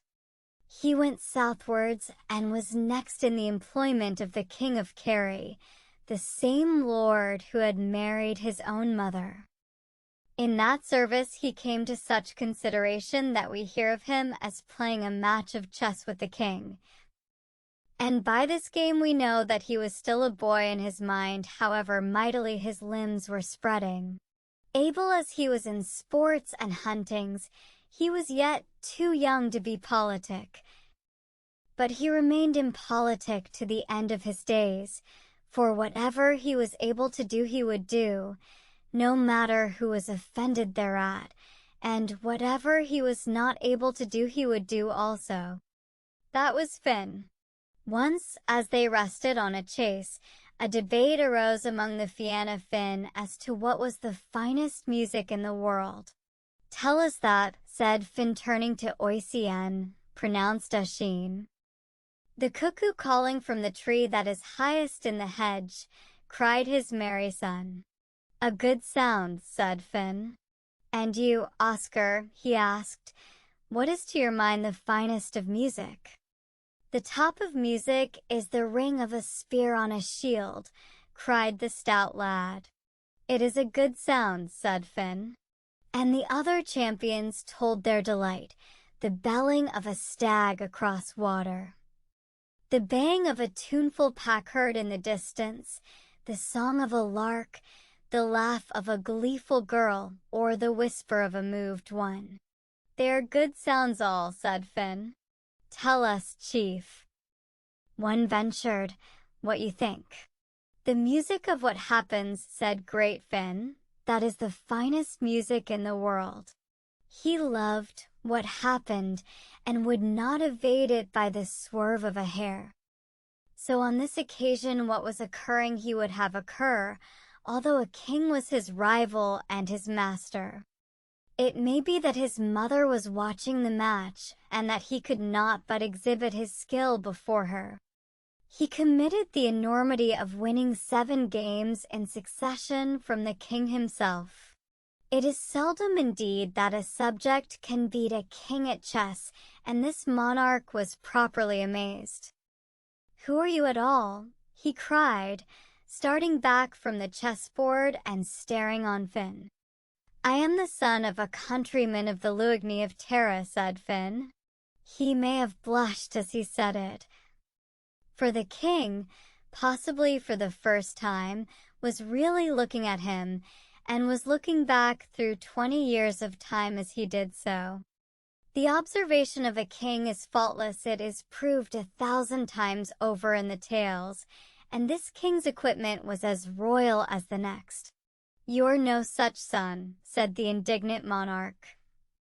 "But you are the son that morn my wife bore to Yule Macbalskin," and at that Finn had no more to say, but his eyes may have flown to his mother and stayed there. "You cannot remain here." His stepfather continued. "I do not want you killed under my protection," he explained, or complained. Perhaps it was on Finn's account he dreaded the sons of Morna. But no one knows what Finn thought of him, for he never thereafter spoke of his stepfather. As for Morn, she must have loved her lord. Or she may have been terrified in truth of the sons of Morna and for Finn, but it is so also, that if a woman loves her second husband, she can dislike all that reminds her of the first one. Finn went on his travels again. Chapter 9. All desires save one are fleeting, but that one lasts forever. Finn, with all desires, had the lasting one. For he would go anywhere and forsake anything for wisdom, and it was in search of this that he went to the place where Figas lived on a bank of the Boyne water. But for dread of the clan Morna he did not go as Finn. He called himself Dame on that journey. We get wise by asking questions, and even if these are not answered, we get wise. For a well-packed question carries its answer on its back as a snail carries its shell. Finn asked every question he could think of, and his master, who was a poet and so an honorable man, answered them all, not to the limit of his patience, for it was limitless, but to the limit of his ability. Why do you live on the bank of a river? Was one of these questions. Because a poem is a revelation, and it is by the brink of running water that poetry is revealed to the mind. How long have you been here? Was the next query. 7 years, the poet answered. It is a long time, said wondering Finn. I would wait twice as long for a poem, said the inveterate bard. Have you caught good poems? Finn asked him. The poems I am fit for, said the mild master. No person can get more than that, for a man's readiness is his limit. Would you have got as good poems by the Shannon or the Sewer or by Sweet on a Life? They are good rivers, was the answer. They all belong to good gods. But why did you choose this river out of all the rivers? Finegas beamed on his pupil. I would tell you anything, said he, and I will tell you that. Finn sat at the kindly man's feet, his hands absent among tall grasses, and listening with all his ears. A prophecy was made to me, Finegas began. A man of knowledge foretold that I should catch the salmon of knowledge in the Boyne water. And then, said Finn eagerly, then I would have all knowledge. And after that, the boy insisted. What should there be after that? The poet retorted. I mean, what would you do with all knowledge? A weighty question, said Figas smilingly. I could answer it if I had all knowledge. But not until then. What would you do, my dear? I would make a poem, Finn cried. I think too, said the poet, that is what would be done. In return for instruction, Finn had taken over the service of his master's hut, and as he went about the household duties, drawing the water, lighting the fire, and carrying rushes for the floor and the beds, he thought over all the poet had taught him, and his mind dwelt on the rules of meter, the cunningness of words, and the need for a clean, brave mind. But in his thousand thoughts he yet remembered the salmon of knowledge as eagerly as his master did. He already venerated Finegas for his great learning, his poetic skill, for 100 reasons, but looking on him as the ordained eater of the salmon of knowledge, he venerated him to the edge of measure. Indeed, he loved as well as venerated this master because of his unfailing kindness, his patience, his readiness to teach, and his skill in teaching. I have learned much from you, dear master, said Finn gratefully. All that I have is yours if you can take it, the poet answered, for you are entitled to all that you can take, but to no more than that.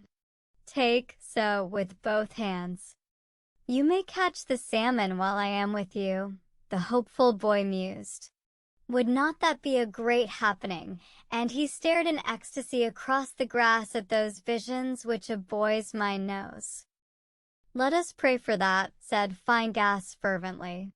Here is a question, Finn continued. How does this salmon get wisdom into his flesh? There is a hazel bush overhanging a secret pool in a secret place. The nuts of knowledge drop from the sacred bush into the pool, and as they float, a salmon takes them in his mouth and eats them. It would be almost as easy, the boy submitted, if one were to set on the track of the sacred hazel and eat the nuts straight from the bush.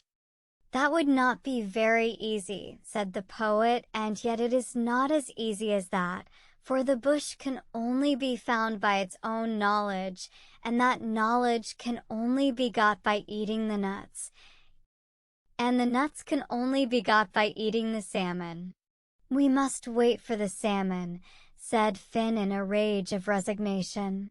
Chapter 10 Life continued for him in a round of timeless time, wherein days and nights were uneventful and were yet filled with interest. As the day packed its load of strength into his frame, so it added its store of knowledge to his mind. And each night sealed the twain, for it is in the night that we make secure what we have gathered in the day. If he had told of these days, he would have told of a succession of meals and sleeps, and of an endless conversation, from which his mind would now and again slip away to a solitude of its own, where, in large hazy atmospheres, it swung and drifted and reposed. Then he would be back again, and it was a pleasure for him to catch up on the thought that was forward and recreate for it all the matter he had missed. But he could not often make these sleepy sallies. His master was too experienced a teacher to allow any such bright-faced, eager-eyed abstractions, and as the Druid women had switched his legs around a tree, so fine gas chased his mind, demanding sense in his questions and understanding in his replies. To ask questions can become the laziest and wobbliest occupation of a mind. But when you must yourself answer the problem that you have posed, you will meditate your question with care and frame it with precision. Finn's mind learned to jump in a bumpier field than that in which he had chased rabbits. And when he had asked his question and given his own answer to it, Figas would take the matter up and make clear to him where the query was badly formed or at what point the answer had begun to go astray, so that Finn came to understand by what successions a good question grows at last to a good answer. One day, not long after the conversation told of, Figas came to the place where Finn was. The poet had a shallow osier basket on his arm, and on his face there was a look that was at once triumphant and gloomy. He was excited, certainly, but he was sad also, and as he stood gazing on Finn, his eyes were so kind that the boy was touched, and they were yet so melancholy that it almost made Finn weep. "What is it, my master?" said the alarmed boy. The poet placed his osier basket on the grass. "Look in the basket, dear son," he said. Finn looked. "There is a salmon in the basket." "It is the salmon," said Figas with a great sigh. Finn leaped for delight. "I am glad for you, master," he cried. "Indeed, I am glad for you." "And I am glad, my dear soul," the master rejoined. But, having said it, he bent his brow to his hand, and for a long time he was silent and gathered into himself. What should be done now? Finn demanded, as he stared on the beautiful fish. Figas rose from where he sat by the osier basket. "I will be back in a short time," he said heavily. "While I am away you may roast the salmon, so that it will be ready against my return." "I will roast it indeed," said Finn. The poet gazed long and earnestly on him. "You will not eat any of my salmon while I am away?" he asked. "I will not eat the littlest piece," said Finn. "I am sure you will not," the other murmured, as he turned and walked slowly across the grass and behind the sheltering bushes on the ridge. Finn cooked the salmon. It was beautiful and tempting and savory as it smoked on a wooden platter among cool green leaves. And it looked all these to Fairytales when he came from behind the fringing bushes and sat in the grass outside his door. He gazed on the fish with more than his eyes. He looked on it with his heart, with his soul in his eyes, and when he turned to look on Finn, the boy did not know whether the love that was in his eyes was for the fish or for himself. Yet he did know that a great moment had arrived for the poet. "So," said Fairytales, "you did not eat it on me after all. Did I not promise?" Finn replied. And yet his master continued, "I went away so that you might eat the fish if you felt you had to." "Why should I want another man's fish?" said proud Finn. "Because young people have strong desires. I thought you might have tasted it, and then you would have eaten it on me." "I did taste it by chance," Finn laughed, "for while the fish was roasting a great blister rose on its skin. I did not like the look of that blister, and I pressed it down with my thumb. That burned my thumb, so I popped it in my mouth to heal the smart. If your salmon tastes as nice as my thumb did." He laughed. "It will taste very nice." "What did you say your name was, dear heart?" the poet asked. "I said my name was Dame." "Your name is not Dame," said the mild man. "Your name is Finn." "That is true," the boy answered, "but I do not know how you know it. Even if I have not eaten the salmon of knowledge, I have some small science of my own." "It is very clever to know things as you know them," Finn replied wonderingly. "What more do you know of me, dear master?" "I know that I did not tell you the truth," said the heavy-hearted man. "What did you tell me instead of it?" "I told you a lie." "It is not a good thing to do," Finn admitted. "What sort of a lie was the lie, master?" "I told you that the salmon of knowledge was to be caught by me, according to the prophecy." "Yes, that was true indeed, and I have caught the fish. But I did not tell you that the salmon was not to be eaten by me, although that also was in the prophecy, and that omission was the lie." "It is not a great lie," said Finn soothingly. "It must not become a greater one," the poet replied sternly. "Who was the fish given to?" his companion wondered. "It was given to you," Fairytales answered. "It was given to Finn, the son of Yule, the son of Baskin, and it will be given to him." "You shall have a half of the fish," cried Finn. "I will not eat a piece of its skin that is as small as the point of its smallest bone," said the resolute and trembling bard. "Let you now eat up the fish, and I shall watch you and give praise to the gods of the underworld and of the elements." Finn then ate the salmon of knowledge, and when it had disappeared, a great jollity and tranquility and exuberance returned to the poet. "Ah," said he, "I had a great combat with that fish." "Did it fight for its life?" Finn inquired. "It did, but that was not the fight I meant." "You shall eat a salmon of knowledge too," Finn assured him. "You have eaten one," cried the blithe poet. "And if you make such a promise, it will be because you know." "I promise it and know it," said Finn. "You shall eat a salmon of knowledge yet." Chapter 11. He had received all that he could get from Fairytales. His education was finished, and the time had come to test it, and to try all else that he had of mind and body. He bade farewell to the gentle poet, and set out for Tara of the Kings. It was Samhain, and the feast of Tara was being held, at which all that was wise or skillful or well-born in Ireland were gathered together. This is how Tara was when Tara was. There was the High King's palace with its fortification.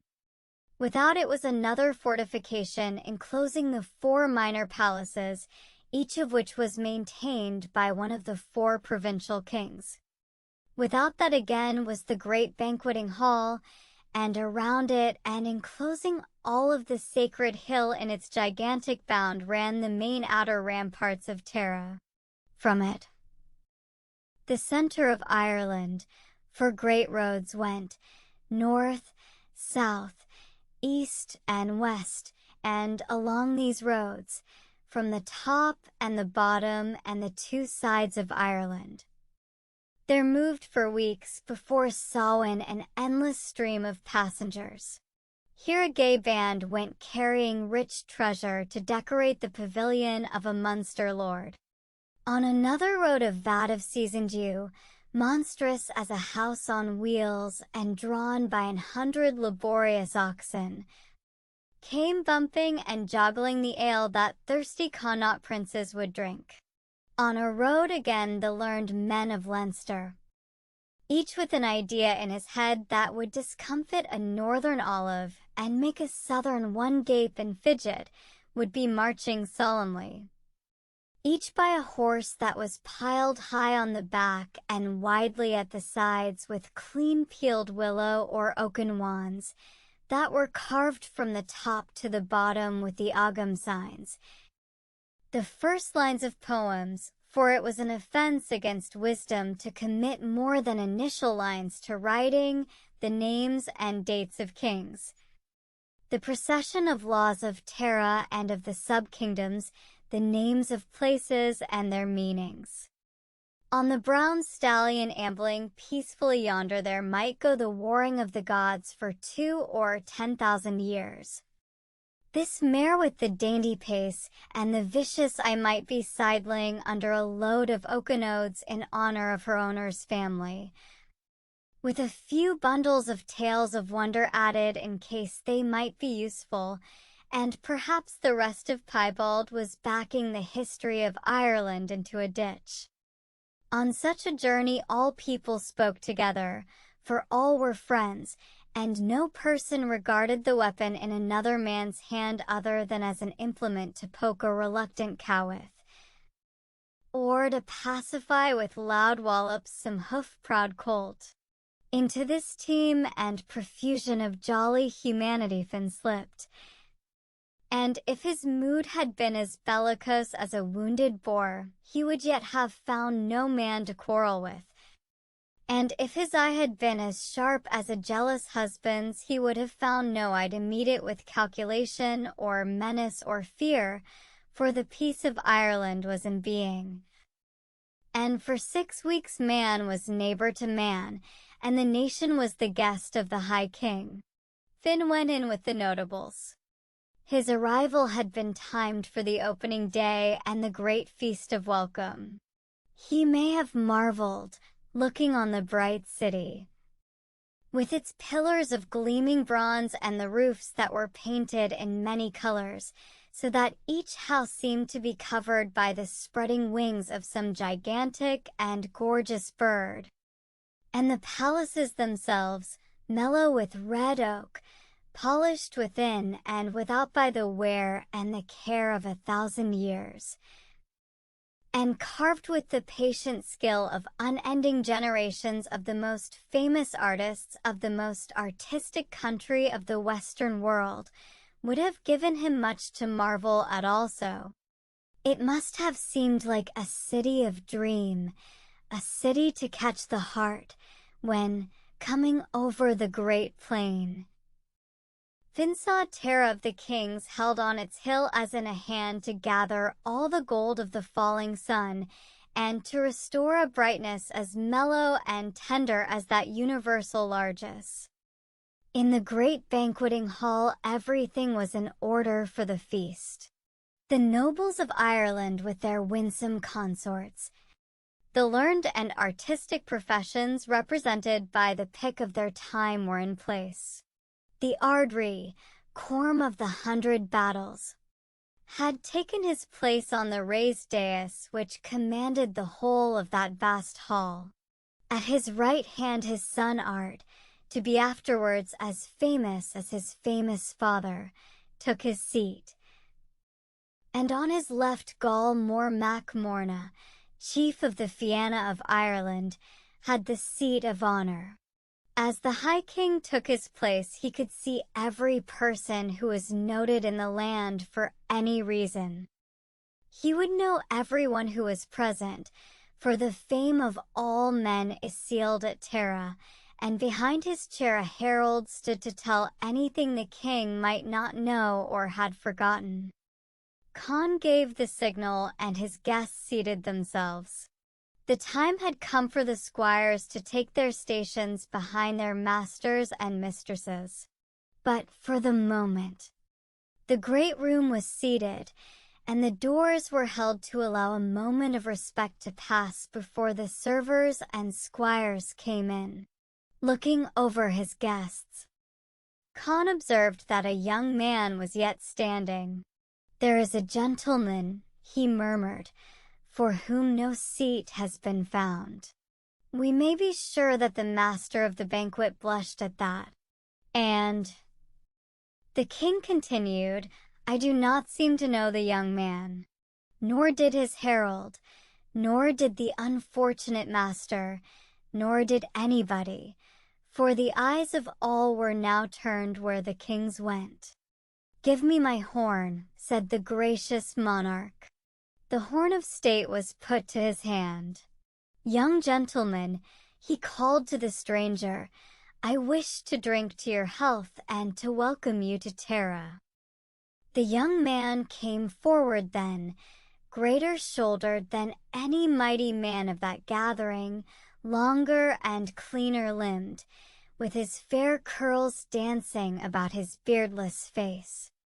The king put the great horn into his hand. "Tell me your name," he commanded gently.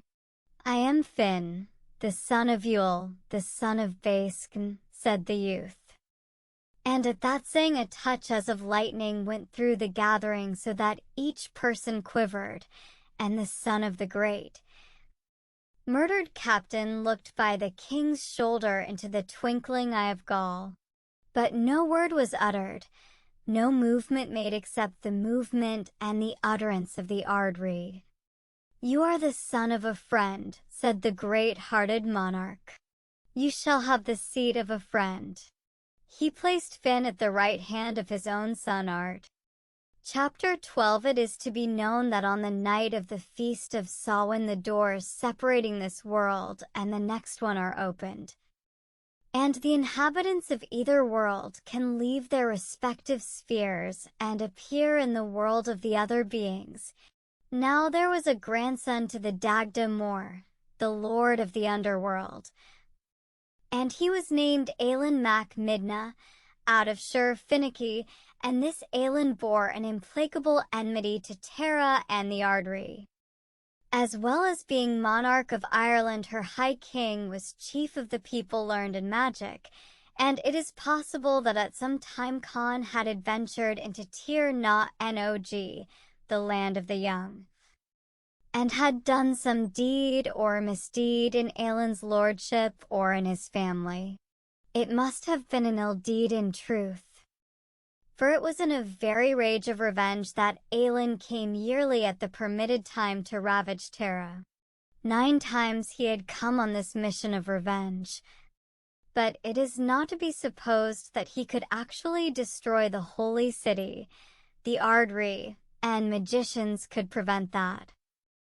But he could yet do a damage so considerable that it was worth Conn's while to take special extra precautions against him, including the precaution of chance. Therefore, when the feast was over and the banquet had commenced, the 100 fighter stood from his throne and looked over his assembled people. The chain of silence was shaken by the attendant whose duty and honor was the silver chain, and at that delicate chime the halt went silent. And a general wonder ensued as to what matter the High King would submit to his people. "Friends and heroes," said Conn, "Aelin, the son of Midna, will come tonight from Slieve Fuad with a colt, terrible fire against our city. Is there among you one who loves Terra and the king? And who will undertake our defense against that being?" He spoke in silence, and when he had finished he listened to the same silence, but it was now deep, ominous, agonized. Each man glanced uneasily on his neighbor, and then stared at his wine cup or his fingers.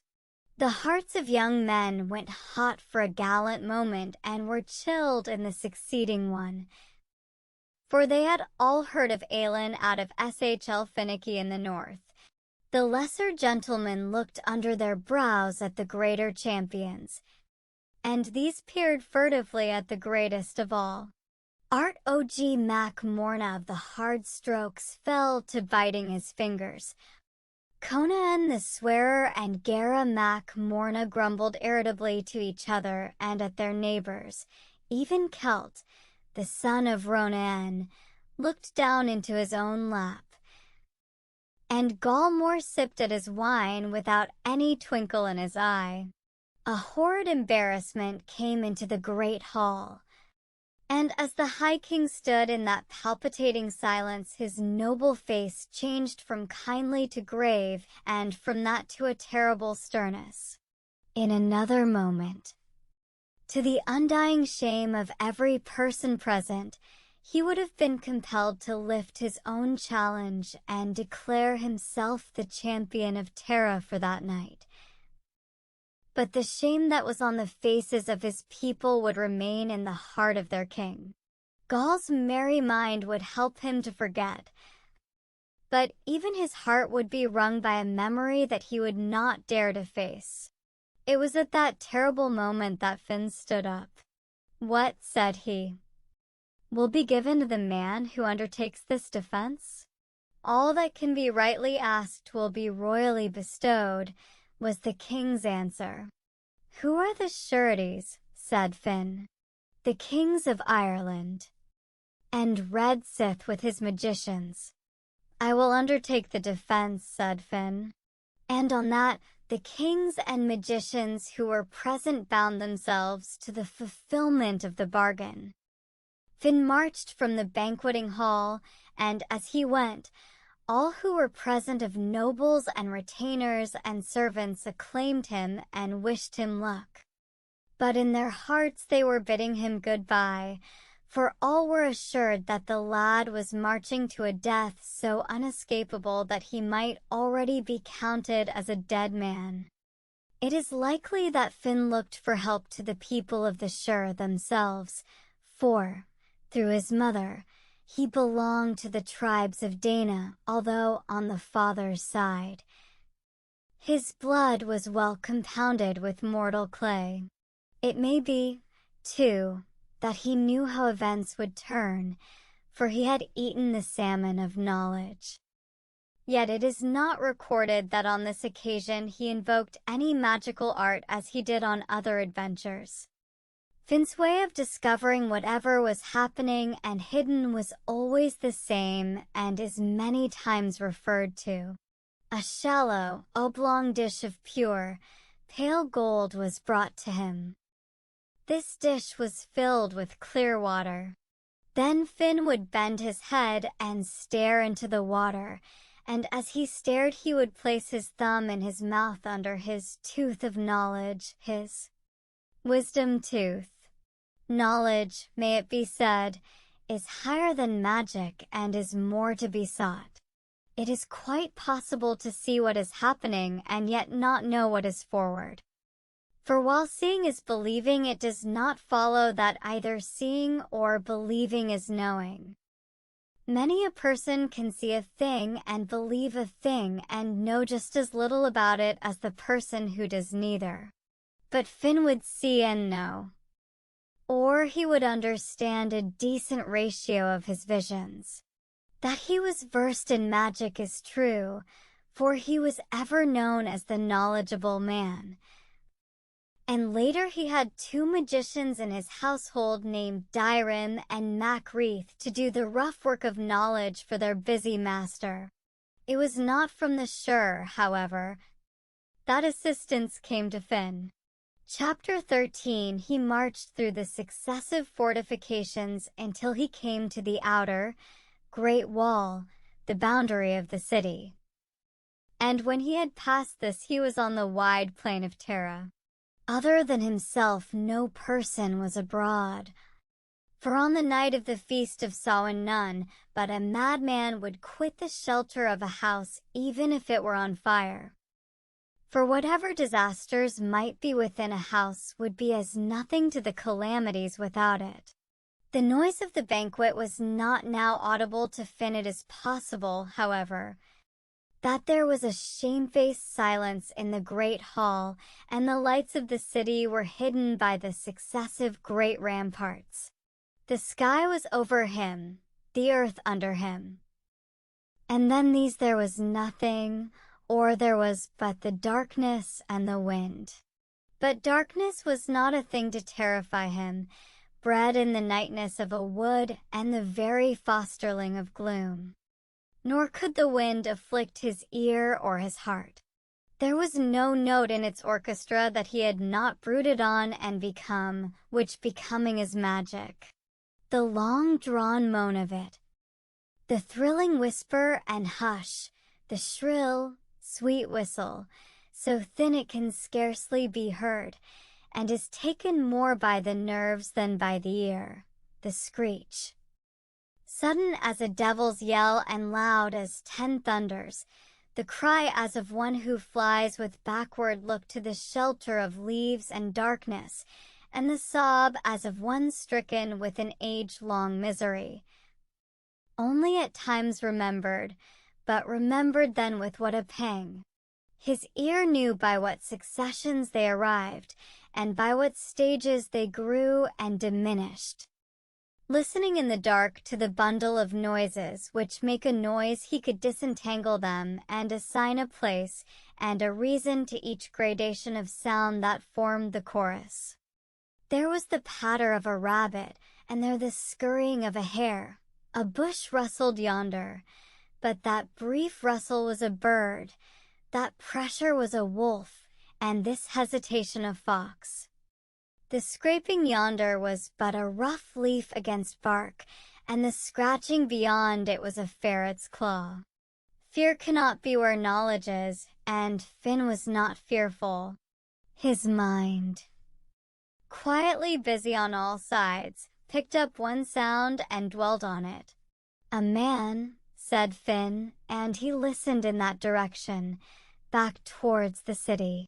A man it was, almost as skilled in darkness as Finn himself. This is no enemy, Finn thought. His walking is open. Who comes? He called. A friend, said the newcomer. Give a friend's name, said Finn. Faiqual Mac Kona, was the answer. Ah, my pulse and heart, cried Finn, and he strode a few paces to meet the great robber who had fostered him among the marshes. So you're not afraid, he said joyfully. I am afraid in good truth, Faiqual whispered, and the minute my business with you is finished I will trot back as quick as legs will carry me.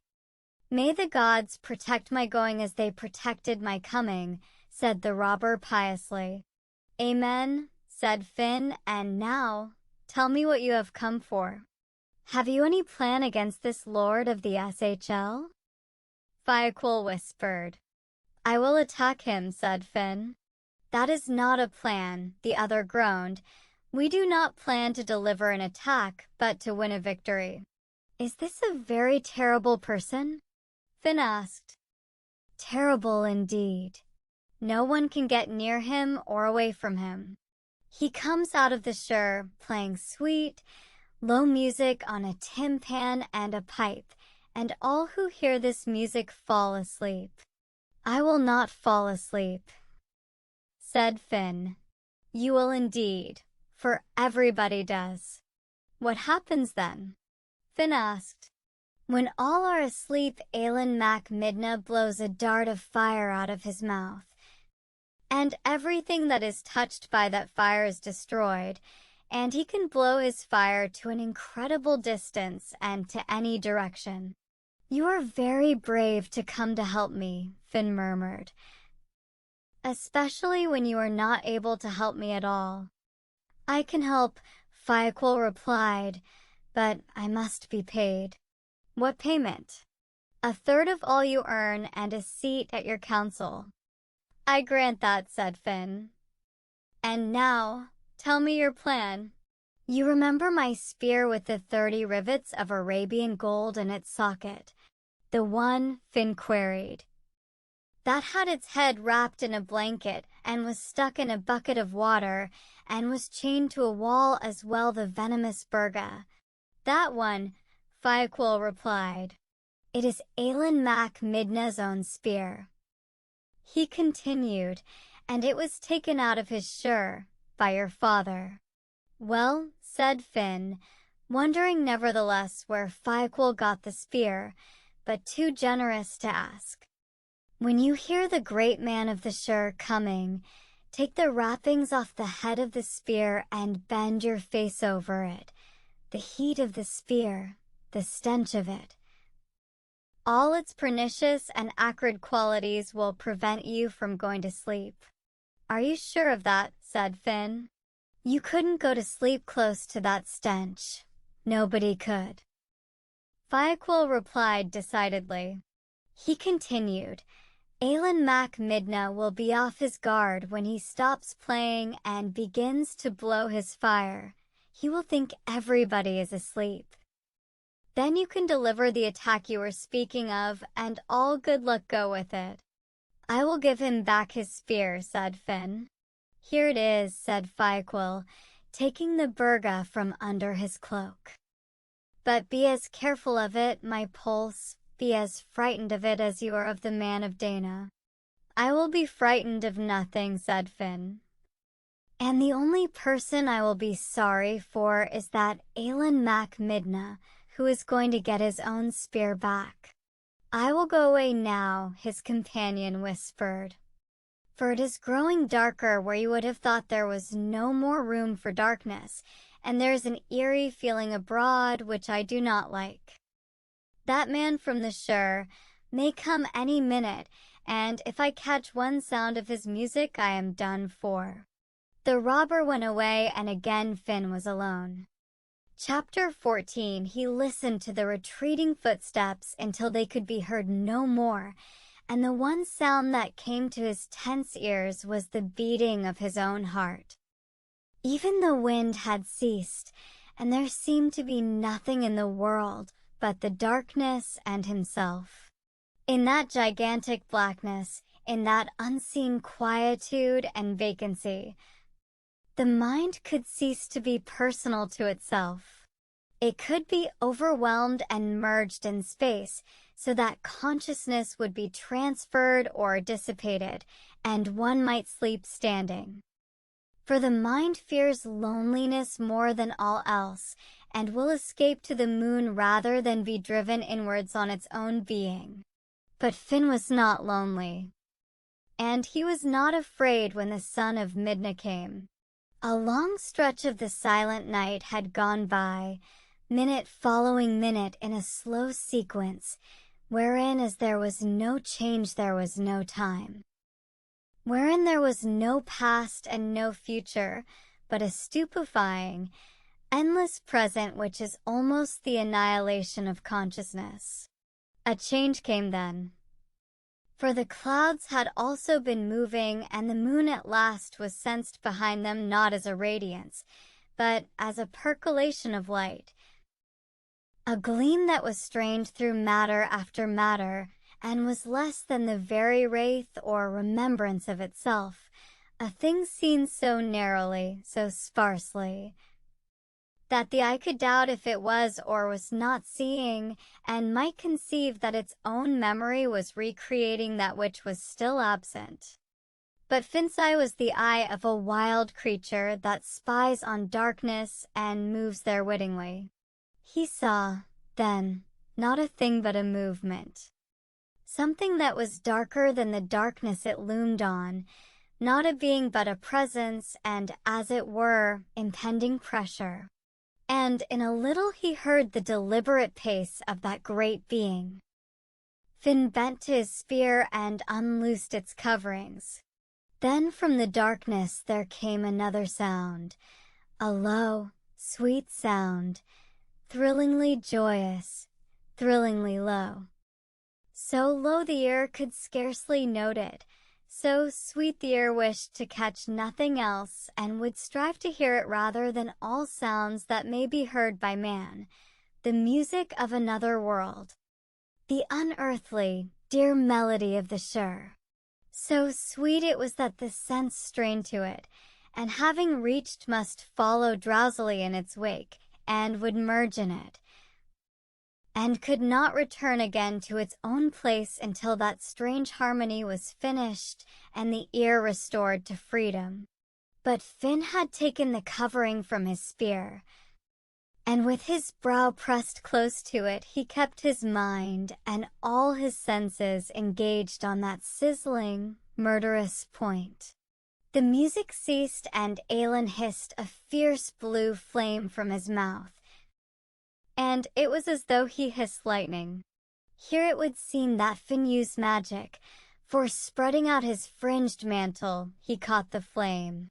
Rather he stopped it, for it slid from the mantle and sped down into the earth to the depth of 26 spans, from which that slope is still called the Glen of the Mantle. And the rise on which Aelin stood is known as the Art of Fire. One can imagine the surprise of Aelin mac Midna, seeing his fire caught and quenched by an invisible hand.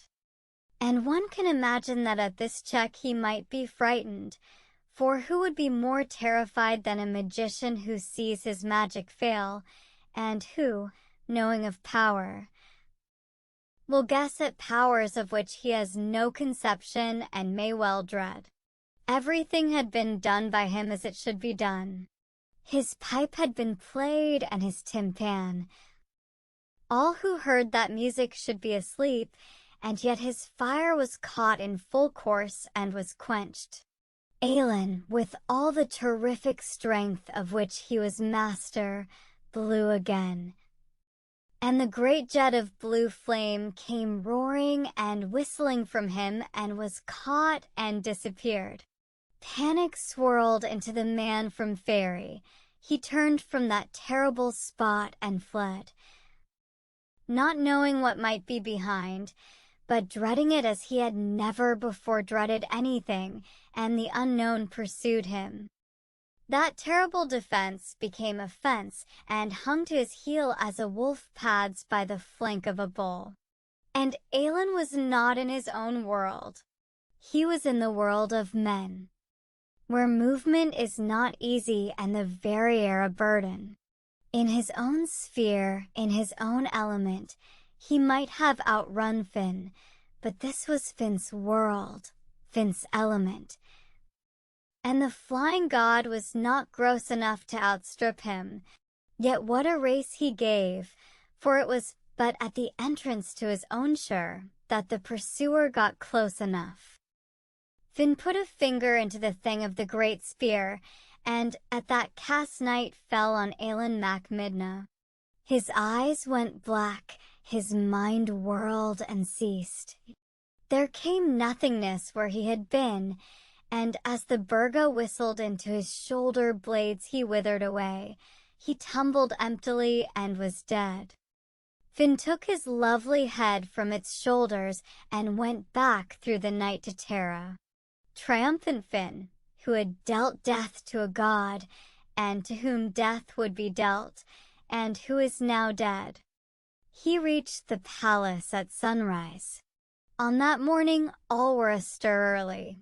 They wished to see what destruction had been wrought by the great being. But it was young Finn they saw, and that redoubtable head swinging by its hair. "What is your demand?" said the Ardreed. "The thing that it is right I should ask," said Finn. "The command of the Fianna of Ireland." "Make your choice," said Condegal More. "You will leave Ireland, or you will place your hand in the hand of this champion and be his man.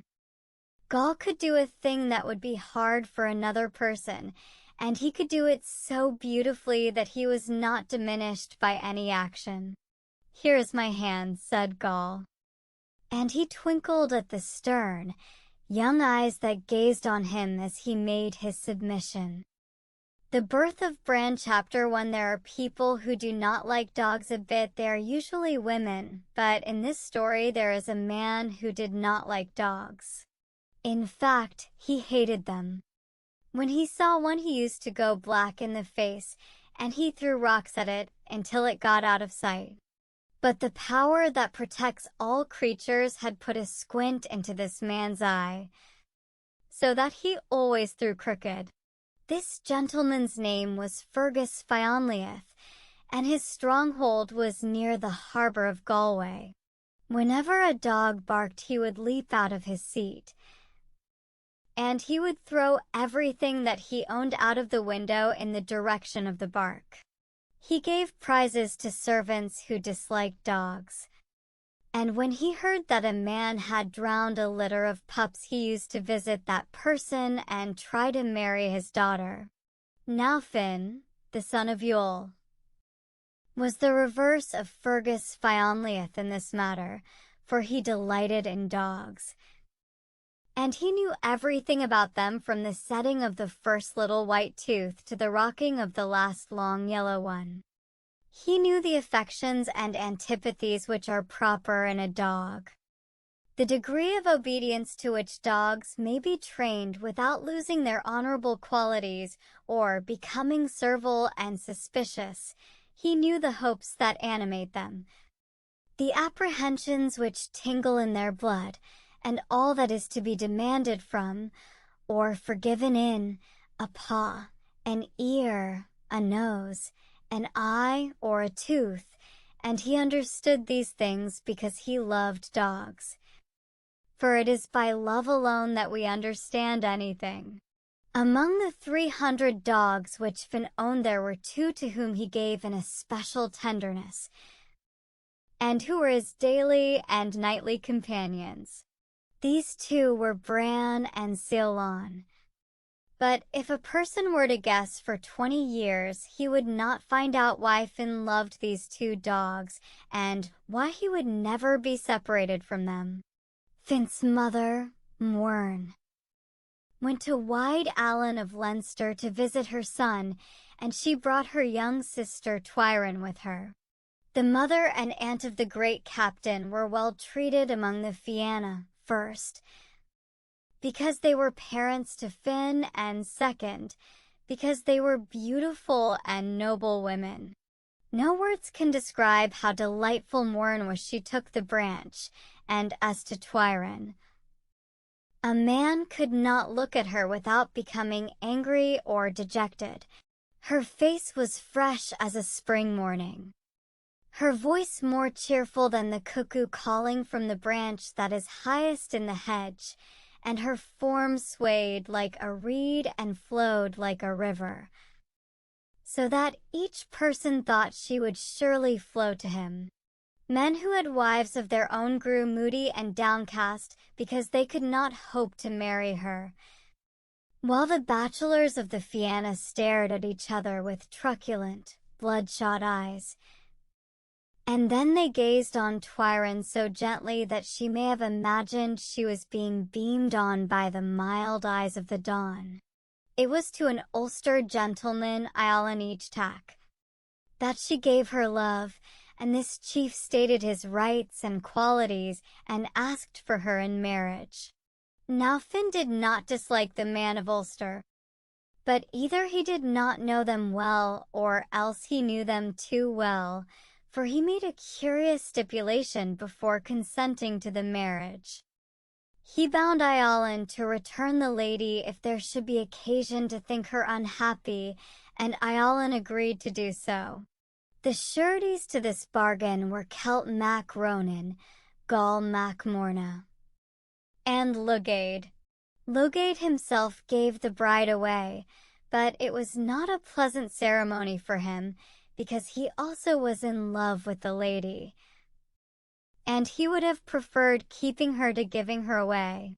When she had gone, he made a poem about her, beginning, "There is no more light in the sky." And hundreds of sad people learned the poem by heart. Chapter 2. When Iolin and Twyron were married, they went to Ulster, and they lived together very happily. But the law of life is change. Nothing continues in the same way for any length of time. Happiness must become unhappiness, and will be succeeded again by the joy it had displaced. The past also must be reckoned with. It is seldom as far behind us as we could wish. It is more often in front, blocking the way. And the future trips over it just when we think that the road is clear and joy our own. Iolin had a past. He was not ashamed of it. He merely thought it was finished. Although in truth it was only beginning, for it is that perpetual beginning of the past that we call the future. Before he joined the Fianna, he had been in love with a lady of the Shire, named Uchtdilv, fair breast, and they had been sweethearts for years. How often he had visited his sweetheart in Fairy! With what eagerness and anticipation he had gone there! The lover's whistle that he used to give was known to every person in that shire, and he had been discussed by more than one of the delicate sweet ladies of Fairy. "That is your whistle," Fair breast, her sister of the Shire, would say.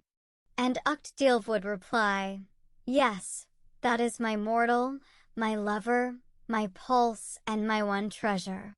She laid her spinning aside, or her embroidery if she was at that, or if she were baking a cake of fine wheaten bread mixed with honey, she would leave the cake to bake itself and fly to Iolin. Then they went hand in hand in the country that smells of apple blossom and honey, looking on heavy-bowed trees and on dancing and beaming clouds. Or they stood dreaming together, locked in a clasping of arms and eyes, gazing up and down on each other, Iolin staring down into sweet gray wells that peeped and flickered under thin brows, and Uchtdilv looking up into great black ones that went dreamy and went hot in endless alternation. Then Iolin would go back to the world of men, and Uchtdilv would return to her occupations in the land of the ever-young. "What did he say?" her sister of the Shire would ask. "He said I was the berry of the mountain, the star of knowledge, and the blossom of the raspberry." "They always say the same thing," her sister pouted. "But they look other things," Uchtdilv insisted. "They feel other things," she murmured. And an endless conversation recommenced. Then for some time Iolin did not come to Fairy, and Uchtdilv marveled at that, while her sister made 100 surmises, each one worse than the last. "He is not dead, or he would be here," she said. "He has forgotten you, my darling." News was brought to TLR NOG of the marriage of Iolin and Twyron, and when Uchtdilv heard that news her heart ceased to beat for a moment, and she closed her eyes. "Now," said her sister of the Shire, "that is how long the love of a mortal lasts," she added, in the voice of sad triumph which is proper to sisters. But on Uchtdilv there came a rage of jealousy and despair such as no person in the Shire had ever heard of. And from that moment she became capable of every ill deed, for there are two things not easily controlled, and they are hunger and jealousy. She determined that the woman who had supplanted her in Iolin's affections should rue the day she did it. She pondered and brooded revenge in her heart, sitting in thoughtful solitude and bitter collectedness until at last she had a plan. She understood the arts of magic and shape-changing, So she changed her shape into that of Fin's female runner, the best-known woman in Ireland. Then she set out from Fairy and appeared in the world. She traveled in the direction of Aolin's stronghold. Aolin knew the appearance of Fin's messenger, but he was surprised to see her. She saluted him. "Health and long life, my master." "Health and good days," he replied. "What brings you here, dear heart?" "I come from Fin." "And your message?" said he. "The royal captain intends to visit you." "He will be welcome," said Aolin. "We shall give him an Ulster feast." "The world knows what that is," said the messenger courteously. "And now," she continued, "I have messages for your queen."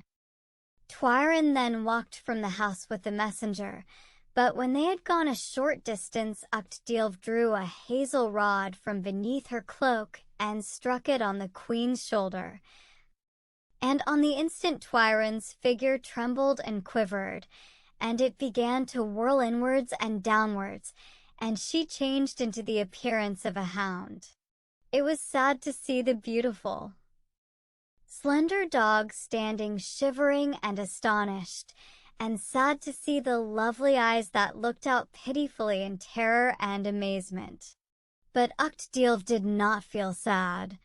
She clasped a chain about the hound's neck, and they set off westward towards the house of Fergus Fionlliath, who was reputed to be the unfriendliest man in the world to a dog. It was because of his reputation that Uchtdilv was bringing the hound to him. She did not want a good home for this dog. She wanted the worst home that could be found in the world. And she thought that Fergus would revenge for her the rage and jealousy which she felt towards Twyrin. Chapter 3. As they paced along, Uchtdilv railed bitterly against the hound, and shook and jerked her chain. Many a sharp cry the hound gave in that journey, many a mild lament. "Ah, supplanter! Ah, taker of another girl's sweetheart," said Uchtdilv fiercely. "How would your lover take it if he could see you now? How would he look if he saw your pointy ears, your long thin snout, your shivering, skinny legs, and your long gray tail? He would not love you now, bad girl." "Have you heard of Fergus Fionlliath?" she said again, "the man who does not like dogs?" Twyrin had indeed heard of him. "It is to Fergus I shall bring you," cried Uchtdilv. "He will throw stones at you. You have never had a stone thrown at you. Ah, bad girl. You do not know how a stone sounds as it nips the air with a whirling buzz, nor how jagged and heavy it feels as it thumps against a skinny leg. Robber, mortal, bad girl, you have never been whipped, but you will be whipped now. You shall hear the song of a lash as it curls forward and bites inward and drags backward. You shall dig up old bones stealthily at night and chew them against famine.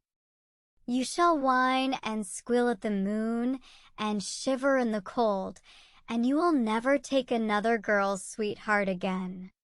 And it was in those terms and in that tone that she spoke to Twyrin as they journeyed forward, so that the hound trembled and shrank and whined pitifully and in despair. They came to Fergus Fionlliath's stronghold, and Uchtdilv demanded admittance. "Leave that dog outside," said the servant. "I will not do so," said the pretended messenger. "You can come in without the dog, or you can stay out with the dog," said the surly guardian. "By my hand," cried Uchtdilv, "I will come in with this dog, or your master shall answer for it to Fin." At the name of Fin, the servant almost fell out of his standing. He flew to acquaint his master, and Fergus himself came to the great door of the stronghold. "By my faith," he cried in amazement, "it is a dog. A dog it is, growled the glum servant. "Go you away," said Fergus to Octave, "and when you have killed the dog, come back to me, and I will give you a present." "Life and health, my good master, from Finn, the son of Yule, the son of Baskin," said she to Fergus. "Life and health back to Finn," he replied. "Come into the house and give your message. But leave the dog outside, for I don't like dogs." "The dog comes in," the messenger replied. "How is that?" cried Fergus angrily. "Finn sends you this hound to take care of until he comes for her," said the messenger. "I wonder at that," Fergus growled, "for Finn knows well that there is not a man in the world has less of a liking for dogs than I have. However that may be, master, I have given Finn's message, and here at my heel is the dog. Do you take her or refuse her?" "If I could refuse anything to Finn, it would be a dog," said Fergus. "But I could not refuse anything to Finn, so give me the hound." Octave put the chain in his hand. "Ah, bad dog," said she. And then she went away well satisfied with her revenge, and returned to her own people in the shire. Chapter 4. On the following day Fergus called his servant. "Has that dog stopped shivering yet?" he asked. "It has not, sir," said the servant. "Bring the beast here," said his master, "for whoever else is dissatisfied, Finn must be satisfied." The dog was brought, and he examined it with a jaundiced and bitter eye. "It has the shivers indeed," he said. "The shivers it has," said the servant. "How do you cure the shivers?" his master demanded. For he thought that if the animal's legs dropped off, Finn would not be satisfied. "There is a way," said the servant doubtfully. "If there is a way, tell it to me," cried his master angrily. "If you were to take the beast up in your arms and hug it and kiss it, the shivers would stop," said the man. "Do you mean?" his master thundered, and he stretched his hand for a club. "I heard that," said the servant humbly. "Take that dog up," Fergus commanded, "and hug it and kiss it, and if I find a single shiver left in the beast, I'll break your head." The man bent to the hound, but it snapped a piece out of his hand and nearly bit his nose off as well. "That dog doesn't like me," said the man. "Nor do I," roared Fergus. "Get out of my sight." The man went away, and Fergus was left alone with the hound. But the poor creature was so terrified that it began to tremble 10 times worse than before. "Its legs will drop off," said Fergus. "Finn will blame me," he cried in despair. He walked to the hound. "If you snap at my nose, or if you put as much as the start of a tooth into the beginning of a finger," he growled. He picked up the dog, but it did not snap, it only trembled. He held it gingerly for a few moments. "If it has to be hugged," he said, "I'll hug it. I'd do more than that for Finn." He tucked and tightened the animal into his breast and marched moodily up and down the room.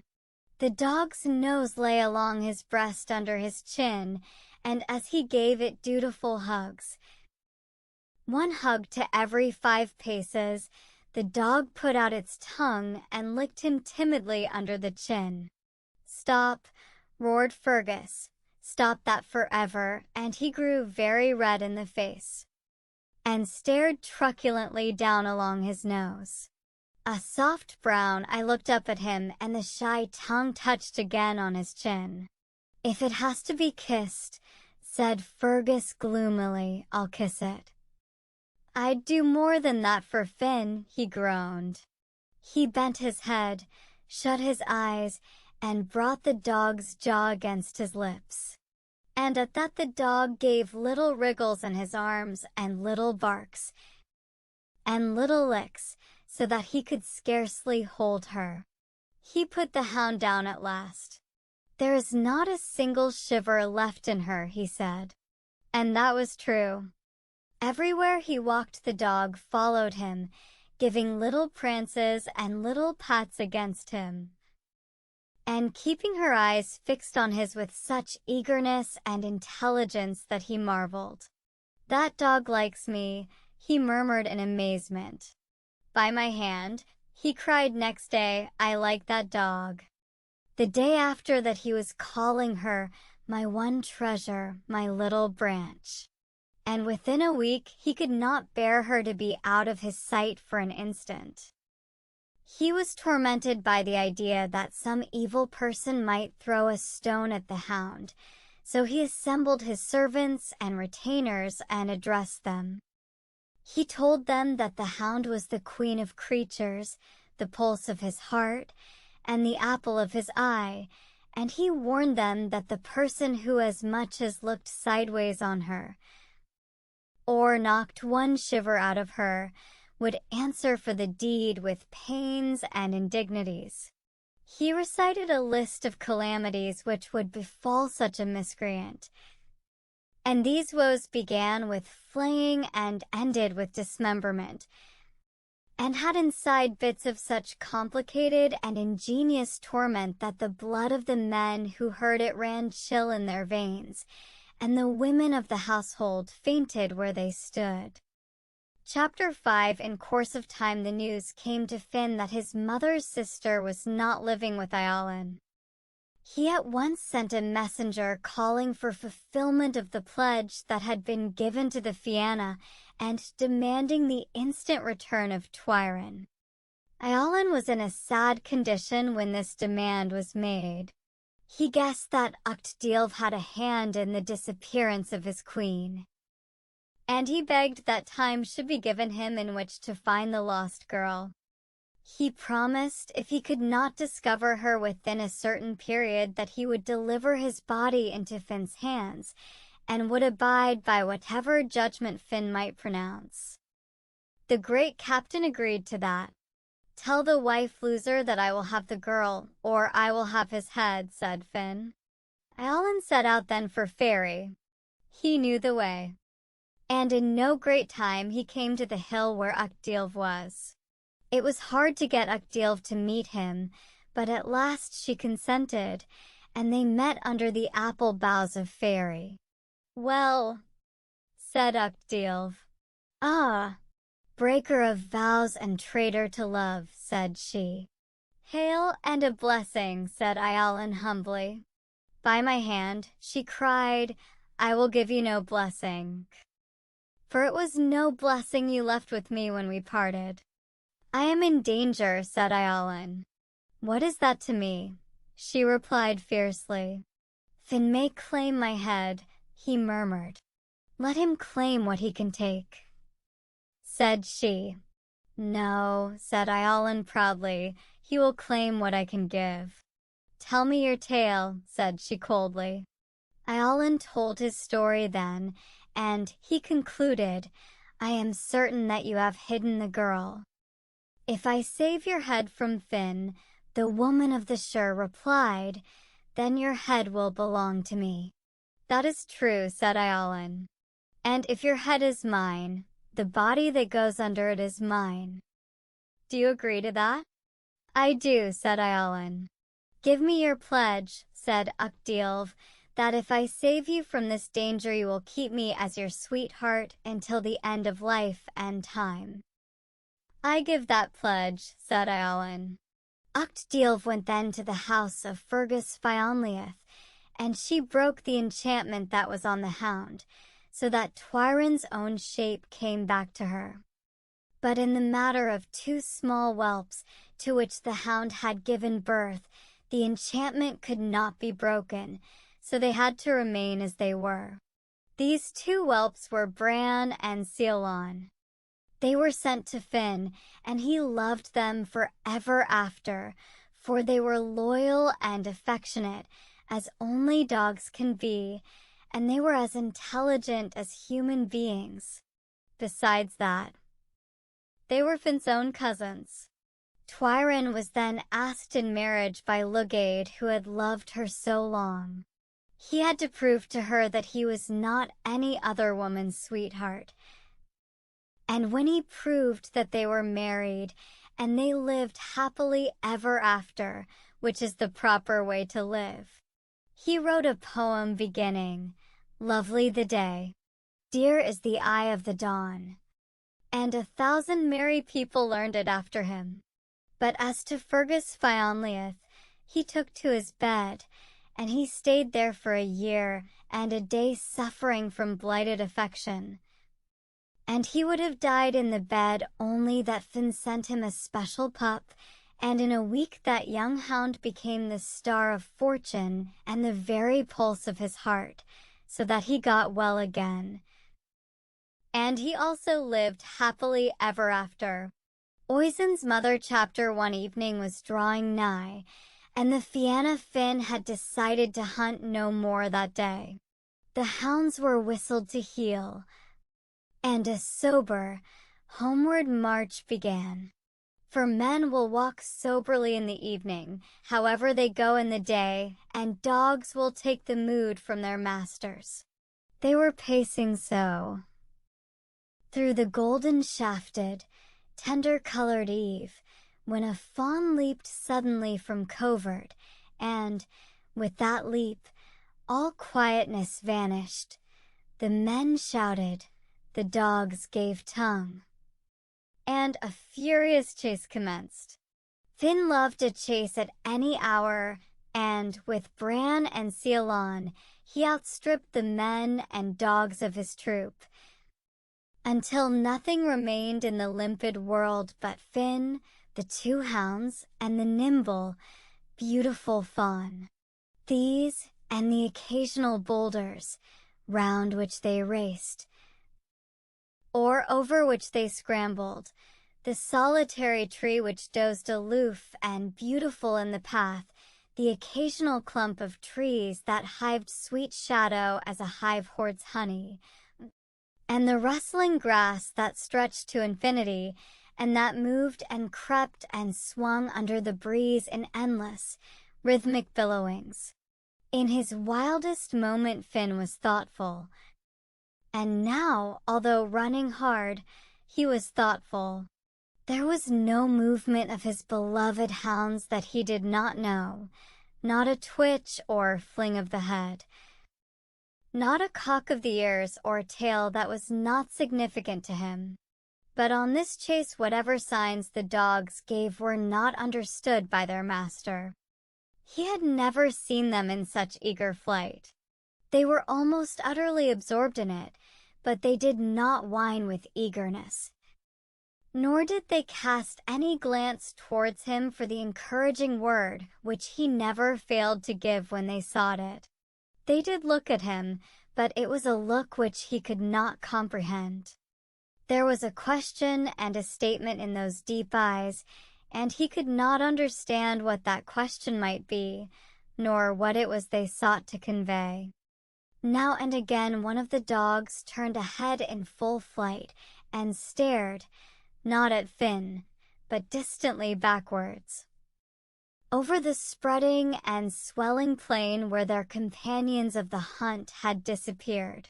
"They are looking for the other hounds," said Finn, "and yet they do not give tongue. Tongue it." Of Bran, he shouted, bellowed out a Healon. It was then they looked at him, the look which he could not understand and had never seen on a chase. They did not tongue it nor bell it, but they added silence to silence and speed to speed, until the lean gray bodies were one pucker and lashing of movement. Finn marveled. "They do not want the other dogs to hear or to come on this chase," he murmured, and he wondered what might be passing within those slender heads. "The fawn runs well," his thought continued. "What is it of Bran, my heart? After her, a heel on, hist and away, my loves. There is going and despair in that beast yet," his mind went on. "She is not stretched to the full, nor half-stretched. She may outrun even Bran, he thought ragingly. They were racing through a smooth valley in a steady, beautiful, speedy flight when, suddenly, the fawn stopped and lay on the grass. And it lay with the calm of an animal that has no fear and the leisure of one that is not pressed. "Here is a change," said Finn, staring in astonishment. "She is not winded," he said. "What is she lying down for?" But Bran and Ceylon did not stop. They added another inch to their long, stretched, easy bodies and came up on the fawn. "It is an easy kill," said Finn regretfully. "They have her," he cried. But he was again astonished, for the dogs did not kill. They leaped and played about the fawn, licking its face and rubbing delighted noses against its neck. Finn came up then. His long spear was lowered in his fist at the thrust, and his sharp knife was in its sheath, but he did not use them, for the fawn and the two hounds began to play round him. And the fawn was as affectionate towards him as the hounds were, so that when a velvet nose was thrust in his palm, it was as often a fawn's muzzle as a hound's.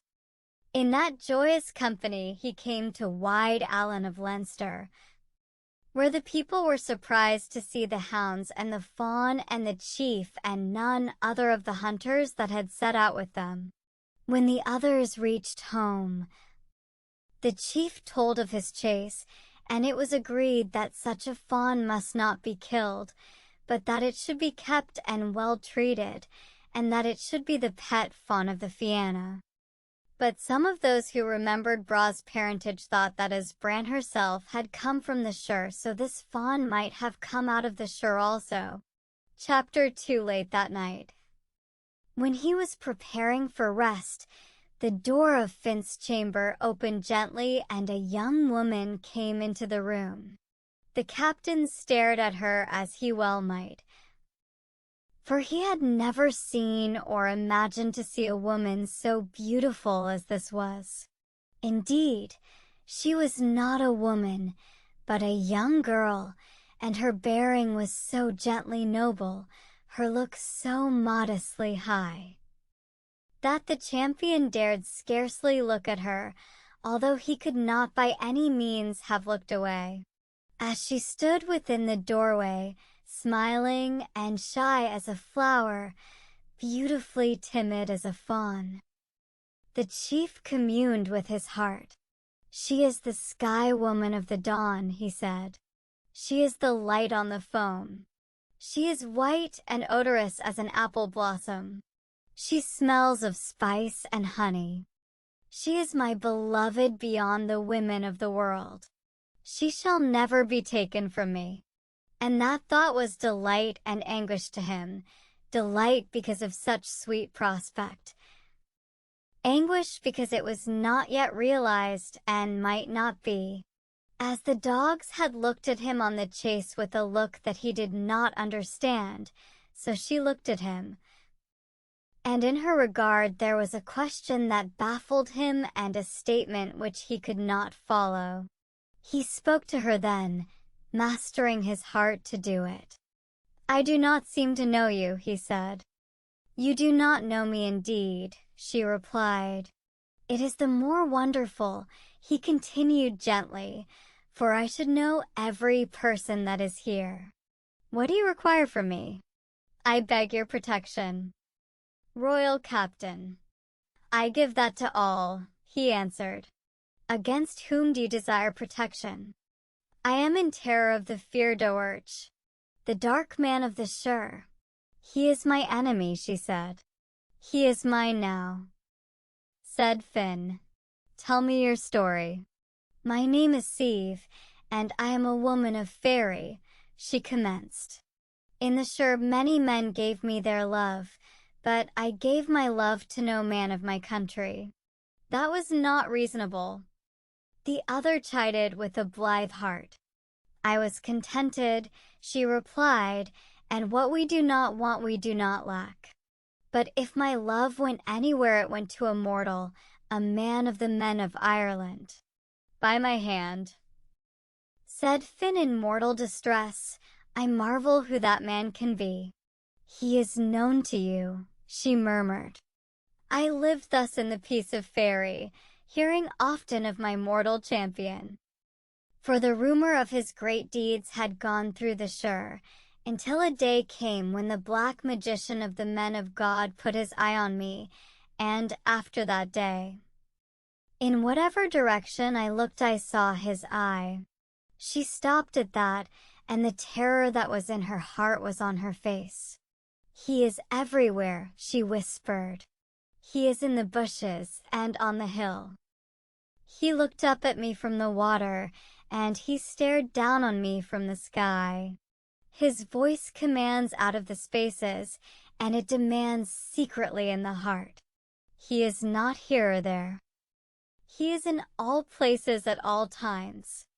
I cannot escape from him, she said, and I am afraid. And at that she wept noiselessly and stared on Finn. He is my enemy, Finn growled. I name him as my enemy. You will protect me, she implored. Where I am, let him not come, said Finn. I also have knowledge. I am Finn, the son of Yule, the son of Baskin, a man among men and a god where the gods are.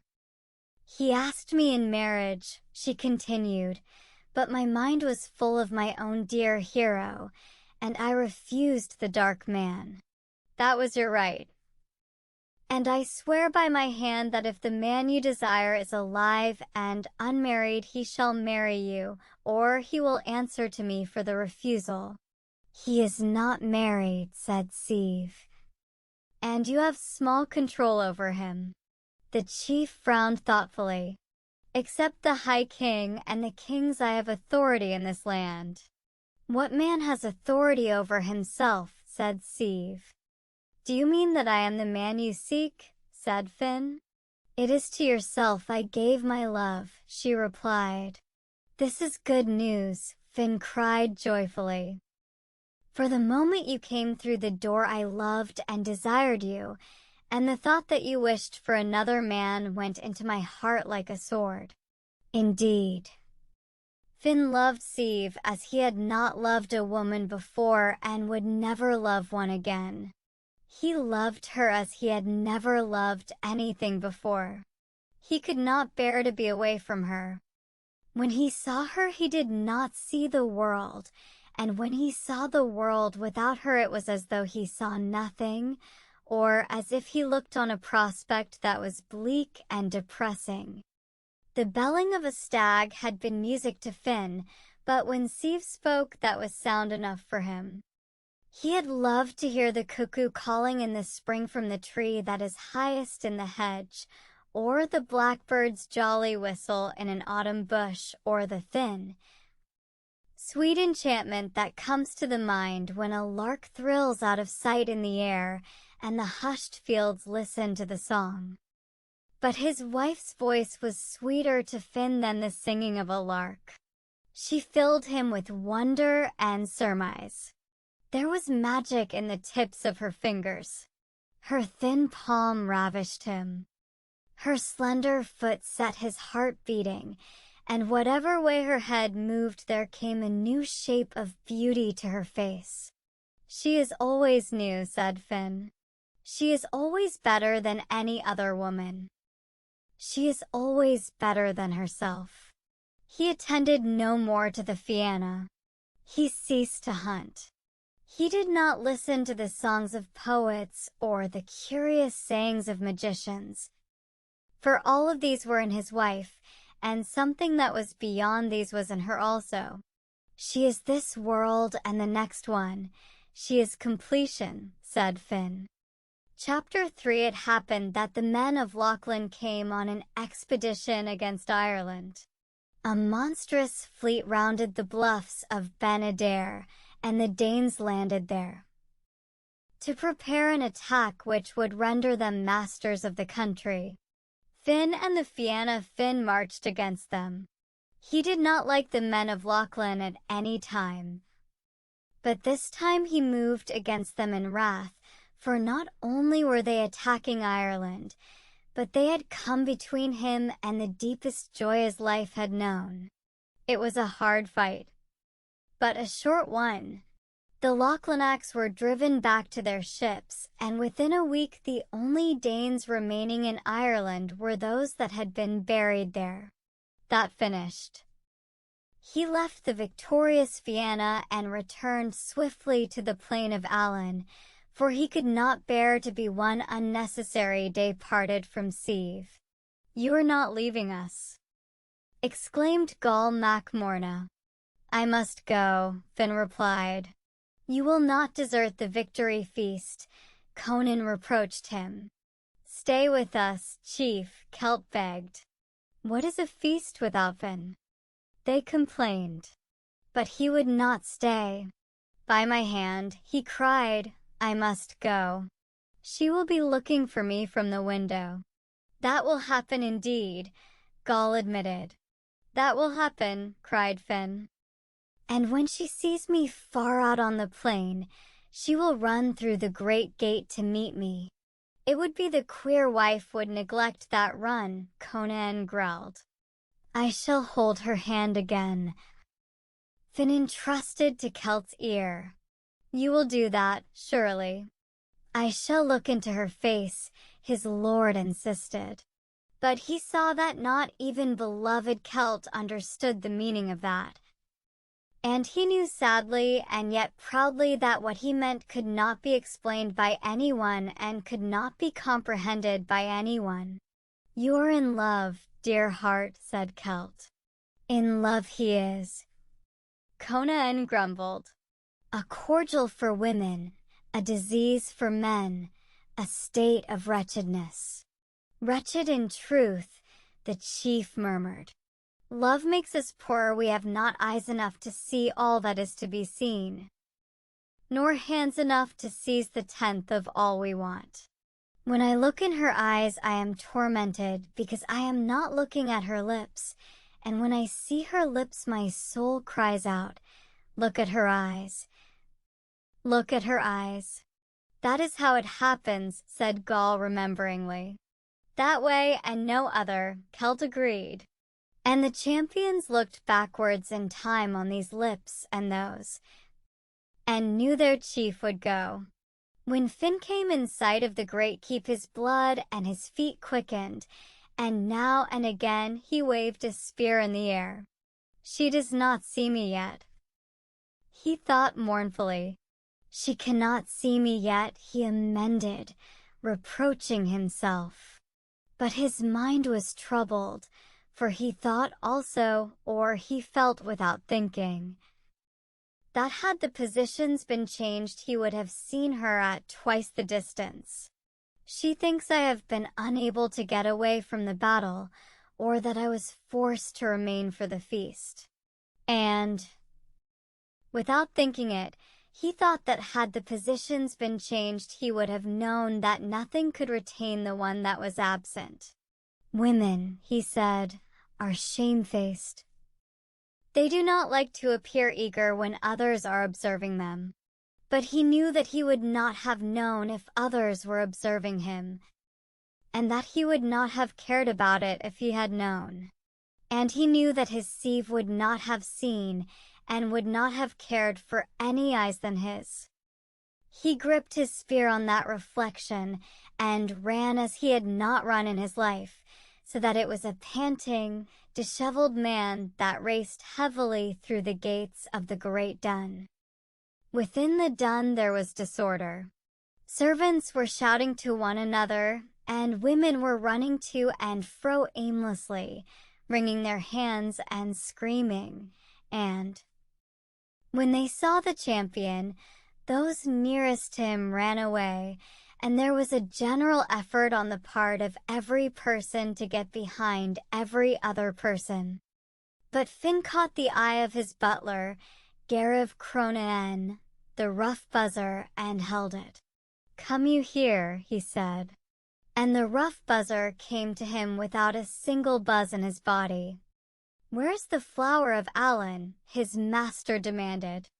"I do not know, master," the terrified servant replied. "You do not know," said Finn. "Tell what you do know." And the man told him this story. Chapter 4. When you had been away for a day, the guards were surprised. They were looking from the heights of the dun, and the flower of Allen was with them. She, for she had a quest's eye, called out that the master of the Fianna was coming over the ridges to the dun, and she ran from the keep to meet you. "It was not I," said Finn. "It bore your shape," replied Gareth Cronin. "It had your armor and your face, and the dogs, Bran and Ceylon, were with it." "They were with me," said Finn. "They seem to be with it," said the servant humbly. "Tell us this tale," cried Finn. "We were distrustful," the servant continued. "We had never known Finn to return from a combat before it had been fought. And we knew you could not have reached Fen Eater or encountered the Lachlanachs. So we urged Our Lady to let us go out to meet you, but to remain herself in the dun." "It was good urging," Finn assented. "She would not be advised," the servant wailed. "She cried to us, 'Let me go to meet my loved.'" "Alas," said Finn. "She cried on us, 'Let me go to meet my husband, the father of the child that is not born.'" "Alas," groaned deep-wounded Finn. "She ran towards your appearance that had your arms stretched out to her." At that wise Finn put his hand before his eyes, seeing all that happened. "Tell on your tale," said he. "She ran to those arms, and when she reached them the figure lifted its hand.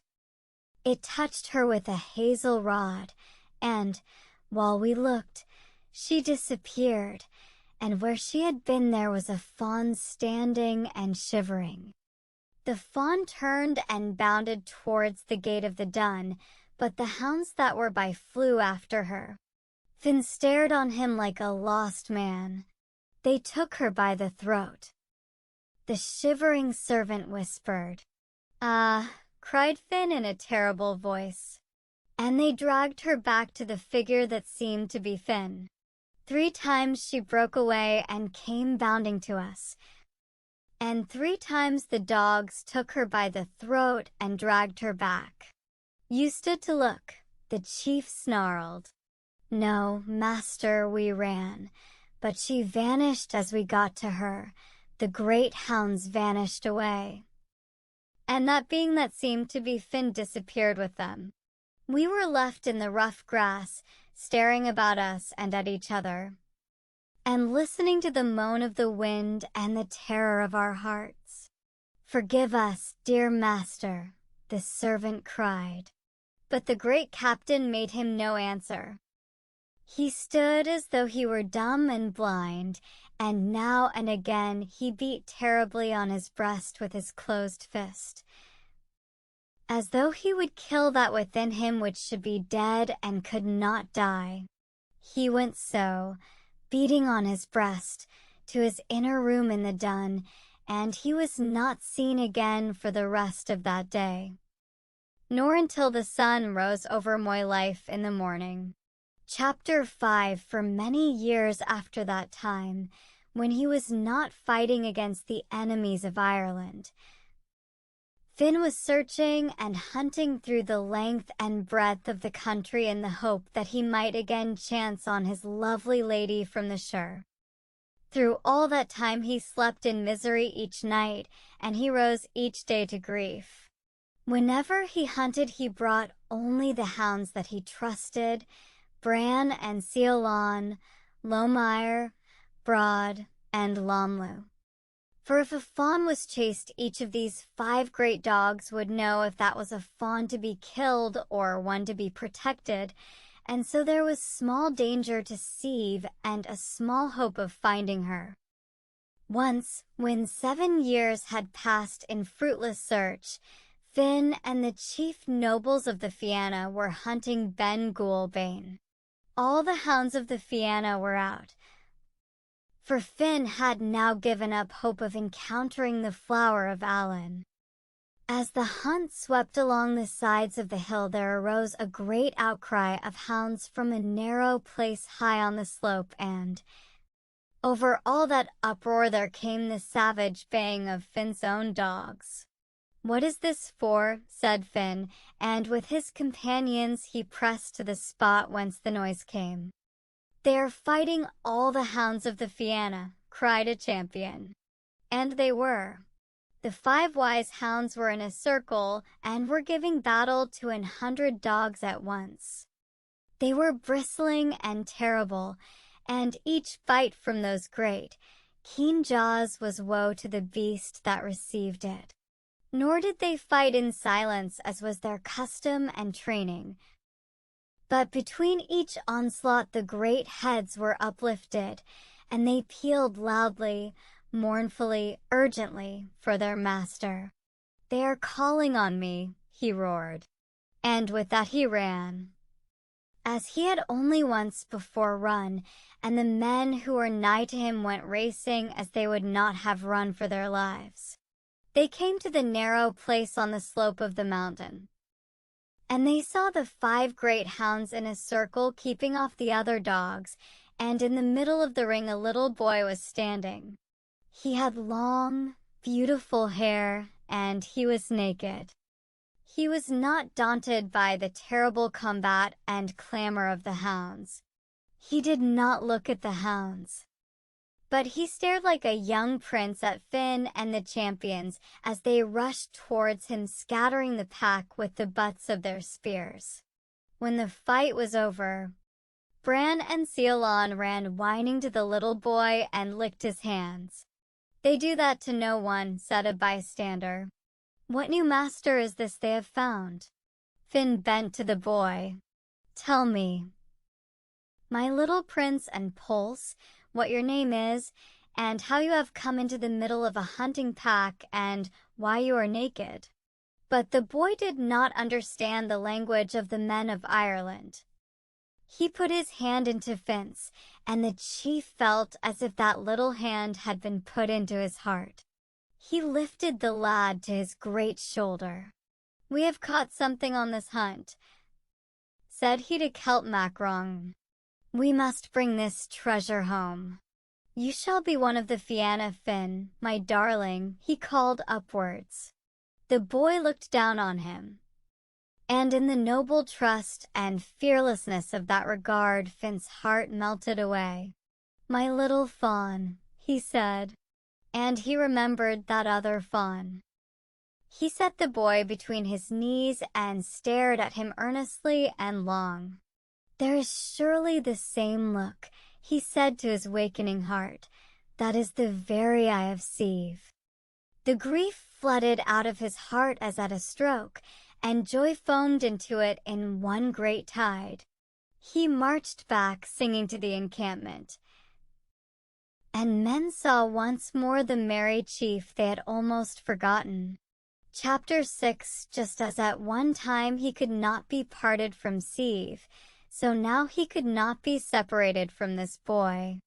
He had 1,000 names for him, each one more tender than the last. My fawn, my pulse, my secret little treasure, or he would call him my music, my blossoming branch, my store in the heart, my soul. And the dogs were as wild for the boy as Finn was. He could sit in safety among a pack that would have torn any man to pieces, and the reason was that Bran and Ceylon, with their 3 whelps, followed him about like shadows. When he was with the pack, these 5 were with him. And woeful indeed was the eye they turned on their comrades when these pushed too closely or were not properly humble. They thrashed the pack severally and collectively until every hound in Finn's kennels knew that the little lad was their master, and that there was nothing in the world so sacred as he was. In no long time the 5 wise hounds could have given over their guardianship. So complete was the recognition of their young lord. But they did not so give over, for it was not love they gave the lad, but adoration. Finn even may have been embarrassed by their too close attendance. If he had been able to do so, he might have spoken harshly to his dogs, but he could not. It was unthinkable that he should, and the boy might have spoken harshly to him if he had dared to do it. For this was the order of Finn's affection. First there was the boy, next Bran and Ceylon with their 3 whelps, then Celt Mac Ronan, and from him down through the champions. He loved them all, but it was along that precedence his affections ran. The thorn that went into Bran's foot ran into Finn's also. The world knew it, and there was not a champion, but admitted sorrowfully that there was reason for his love. Little by little the boy came to understand their speech, and to speak it himself, and at last he was able to tell his story to Finn. There were many blanks in the tale, for a young child does not remember very well. Deeds grow old in a day and are buried in a night. New memories come crowding on old ones, and one must learn to forget as well as to remember. A whole new life had come on this boy, a life that was instant and memorable, so that his present memories blended into and obscured the past. And he could not be quite sure if that which he told of had happened in this world or in the world he had left. Chapter 7 Inch I used to live, he said, in a wide, beautiful place. There were hills and valleys there, and woods and streams, but in whatever direction I went I came always to a cliff, so tall it seemed to lean against the sky, and so straight that even a goat would not have imagined to climb it. I do not know of any such place, Finn mused. There is no such place in Ireland, said Celt. But in the Shire, there is such a place. There is in truth, said Finn. I used to eat fruits and roots in the summer, the boy continued, but in the winter food was left for me in a cave. Was there no one with you? Finn asked. No one but a deer that loved me, and that I loved. Ah me, cried Finn in anguish. Tell me your tale, my son. A dark stern man came often after us, and he used to speak with the deer. Sometimes he talked gently and softly and coaxingly, but at times again he would shout loudly and in a harsh, angry voice. But whatever way he talked, the deer would draw away from him in dread, and he always left her at last furiously. It is the dark magician of the men of God, cried Finn despairingly. It is indeed, my soul, said Celt. The last time I saw the deer, the child continued, the dark man was speaking to her. He spoke for a long time.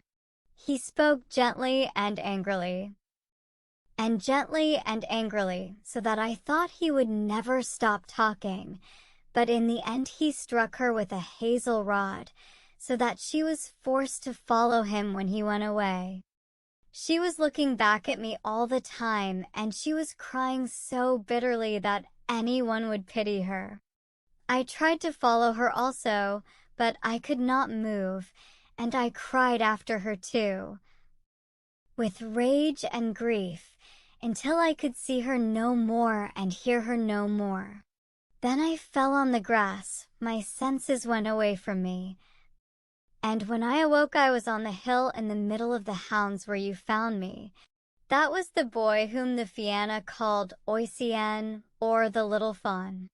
He grew to be a great fighter afterwards, and he was the chief maker of poems in the world.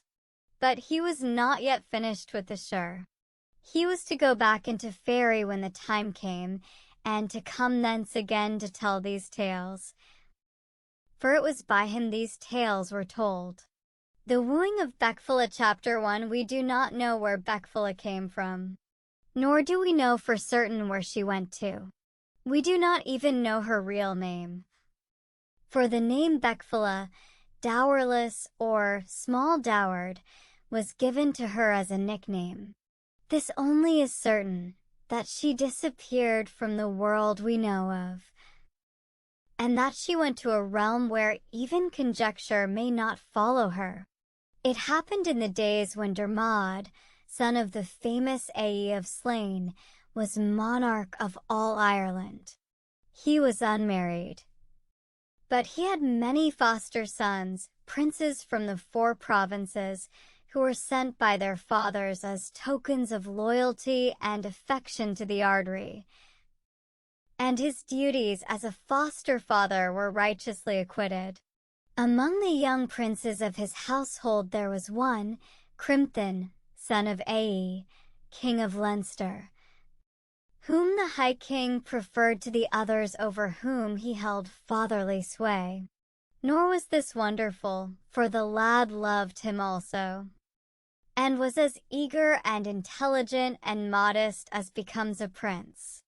The High King and Crimthan would often set out from Tara to hunt and hawk, sometimes unaccompanied even by a servant. And on these excursions the king imparted to his foster son his own wide knowledge of forest craft, and advised him generally as to the bearing and duties of a prince, the conduct of a court, and the care of a people. Dermod Mac Ae delighted in these solitary adventures, and when he could steal a day from policy and affairs he would send word privily to Crimthan. The boy, having donned his hunting gear, would join the king at a place arranged between them, and then they ranged abroad as chance might direct. On one of these adventures, as they searched a flooded river to find the ford, they saw a solitary woman in a chariot driving from the west. "I wonder what that means?" the king exclaimed thoughtfully. "Why should you wonder at a woman in a chariot?" His companion inquired, for Crimthan loved and would have knowledge. "Good, my treasure," Dermod answered, "our minds are astonished when we see a woman able to drive a cow to pasture, for it has always seemed to us that they do not drive well." Crimthan absorbed instruction like a sponge and digested it as rapidly. "I think that is justly said," he agreed. "But," Dermod continued, "when we see a woman driving a chariot of 2 horses, then we are amazed indeed. When the machinery of anything is explained to us, we grow interested." And Crimthan became, by instruction, as astonished as the king was. "In good truth," said he, "the woman is driving 2 horses. Had you not observed it before?" His master asked with kindly malice. "I had observed but not noticed," the young man admitted. "Further," said the king, "surmise is aroused in us when we discover a woman far from a house. For you will have both observed and noticed that women are home dwellers, and that a house without a woman or a woman without a house are imperfect objects. And although they be but half observed, they are noticed on the double." "There is no doubting it," the prince answered from a knitted and thought-tormented brow. "We shall ask this woman for information about herself," said the king decidedly. "Let us do so," his ward agreed. The King's Majesty uses the words "we" and "us" when referring to the King's Majesty, said Dermod. But princes who do not yet rule territories must use another form of speech when referring to themselves. "I am very thoughtless," said Crimthan humbly. The king kissed him on both cheeks. "Indeed, my dear heart and my son, we are not scolding you, but you must try not to look so terribly thoughtful when you think. It is part of the art of a ruler." "I shall never master that hard art," lamented his fosterling. We must all master it, Dermod replied. We may think with our minds and with our tongues, but we should never think with our noses and with our eyebrows. The woman in the chariot had drawn nigh to the ford by which they were standing, and, without pause, she swung her steeds into the shallows and came across the river in a tumult of foam and spray. Does she not drive well? Cried Crimthan admiringly. When you are older. The king counseled him, you will admire that which is truly admirable, for although the driving is good, the lady is better. He continued with enthusiasm. She is in truth a wonder of the world and an endless delight to the eye. She was all that and more, and as she took the horses through the river and lifted them up the bank, her flying hair and parted lips and all the young strength and grace of her body went into the king's eye and could not easily come out again. Nevertheless, it was upon his ward that the lady's gaze rested, and if the king could scarcely look away from her, she could, but only with an equal effort, look away from Crimthan. Halt there, cried the king. Who should I halt for? The lady demanded, halting all the same, as is the manner of women who rebel against command and yet receive it. Halt for Dermod. There are Dermods and Dermods in this world, she quoted.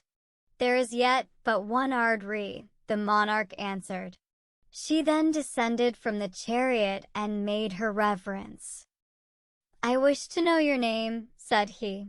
But at this demand the lady frowned and answered decidedly, I do not wish to tell it. I wish to know also where you come from and to what place you are going. I do not wish to tell any of these things. Not to the king. I do not wish to tell them to anyone. Crimthan was scandalized. Lady, he pleaded, you will surely not withhold information from the Ardri. But the lady stared as royally on the High King as the High King did on her, and whatever it was he saw in those lovely eyes, the king did not insist. He drew Crimthan apart, for he withheld no instruction from that lad. My heart, he said, we must always try to act wisely. And we should only insist on receiving answers to questions in which we are personally concerned. Crimthan imbibed all the justice of that remark. Thus I do not really require to know this lady's name, nor do I care from what direction she comes. You do not? Crimthan asked. No, but what I do wish to know is, will she marry me? By my hand, that is a notable question, his companion stammered. It is a question that must be answered, the king cried triumphantly. But, he continued, to learn what woman she is, or where she comes from, might bring us torment as well as information. Who knows in what adventures the past has engaged her? And he stared for a profound moment on disturbing, sinister horizons, and Crimthan meditated there with him. The past is hers, he concluded, but the future is ours, and we shall only demand that which is pertinent to the future. He returned to the lady. We wish you to be our wife, he said. And he gazed on her benevolently and firmly and carefully when he said that, so that her regard could not stray otherwhere. Yet, even as he looked, a tear did well into those lovely eyes, and behind her brow a thought moved of the beautiful boy who was looking at her from the king's side. But when the High King of Ireland asks us to marry him, we do not refuse, for it is not a thing that we shall be asked to do every day in the week. And there is no woman in the world but would love to rule it in Tara. No second tear crept on the lady's lashes, and, with her hand in the king's hand, they paced together towards the palace, while behind them, in melancholy mood, Crimthan Mac A led the horses and the chariot. Chapter 2. They were married in a haste which equaled the king's desire. And as he did not again ask her name, and as she did not volunteer to give it, and as she brought no dowry to her husband and received none from him, she was called Beckfula, the dowerless. Time passed, and the king's happiness was as great as his expectation of it had promised. But on the part of Beckfula no similar tidings can be given. There are those whose happiness lies in ambition and station, and to such a one the fact of being queen to the High King of Ireland is a satisfaction at which desire is sated. But the mind of Beckfula was not of this temperate quality, and, lacking Crimthan, it seemed to her that she possessed nothing. For to her mind he was the sunlight in the sun, the brightness in the moonbeam. He was the savor in fruit and the taste in honey. And when she looked from Crimthan to the king, she could not but consider that the right man was in the wrong place. She thought that crowned only with his curls Crimthan Mac A was more nobly diademed than are the masters of the world, and she told him so. His terror on hearing this unexpected news was so great that he meditated immediate flight from Tara. But when a thing has been uttered once, it is easier said the second time, and on the third repetition, it is patiently listened to.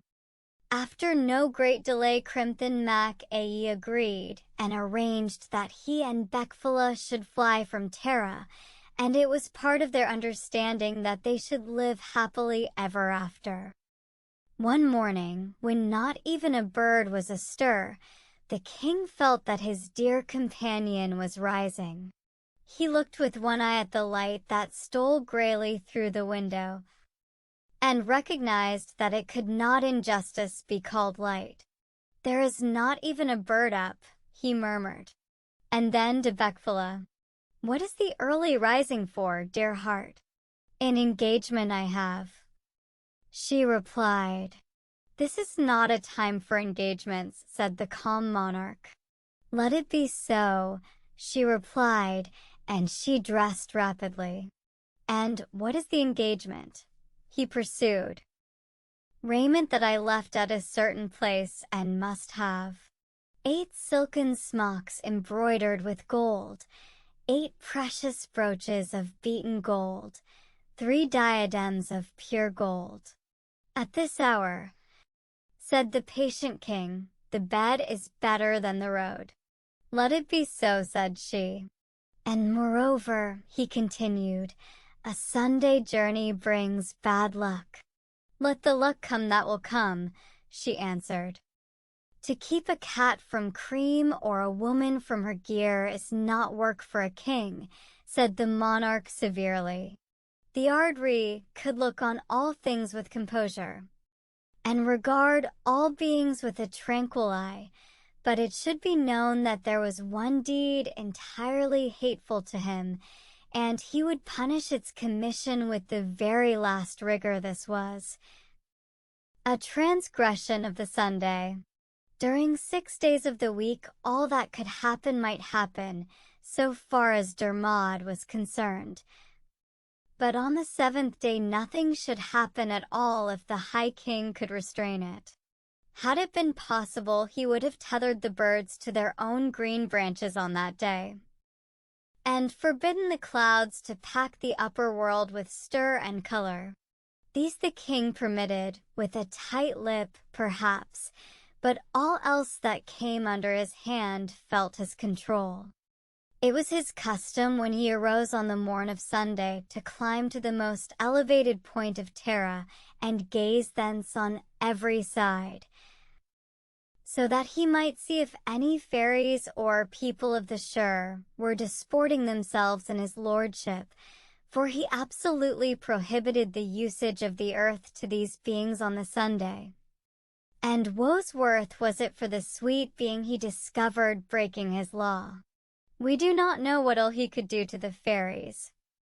But during Dermod's reign the world said its prayers on Sunday, and the sure folk stayed in their hills. It may be imagined, therefore, with what wrath he saw his wife's preparations for her journey. But although a king can do everything, what can a husband do? He rearranged himself for slumber. I am no party to this untimely journey, he said angrily. Let it be so, said Beckfula. She left the palace with one maid, and as she crossed the doorway something happened to her. But by what means it happened would be hard to tell, for in the one pace she passed out of the palace and out of the world, and the second step she trod was in Fairy, but she did not know this. Her intention was to go to Cloain de Chalic to meet Crimthan, but when she left the palace she did not remember Crimthan any more. To her eye and to the eye of her maid the world was as it always had been, and the landmarks they knew were about them. But the object for which they were traveling was different. Although unknown, and the people they passed on the roads were unknown, and were yet people that they knew. They set out southwards from Tara into the Duffrey of Leinster. And after some time they came into wild country and went astray. At last Beckfula halted, saying, I do not know where we are. The maid replied that she also did not know. Yet, said Beckfula, if we continue to walk straight on we shall arrive somewhere. They went on, and the maid watered the road with her tears. Night drew on them, a grey chill, a grey silence. And they were enveloped in that chill and silence, and they began to go in expectation and terror, for they both knew and did not know that which they were bound for. As they toiled desolately up the rustling and whispering side of a low hill the maid chanced to look back, and when she looked back she screamed and pointed, and clung to Beckfula's arm. Beckfula followed the pointing finger, and saw below a large black mass that moved jerkily forward.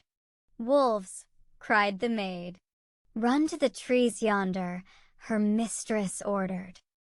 We will climb them and sit among the branches. They ran then, the maid moaning and lamenting all the while. I cannot climb a tree, she sobbed.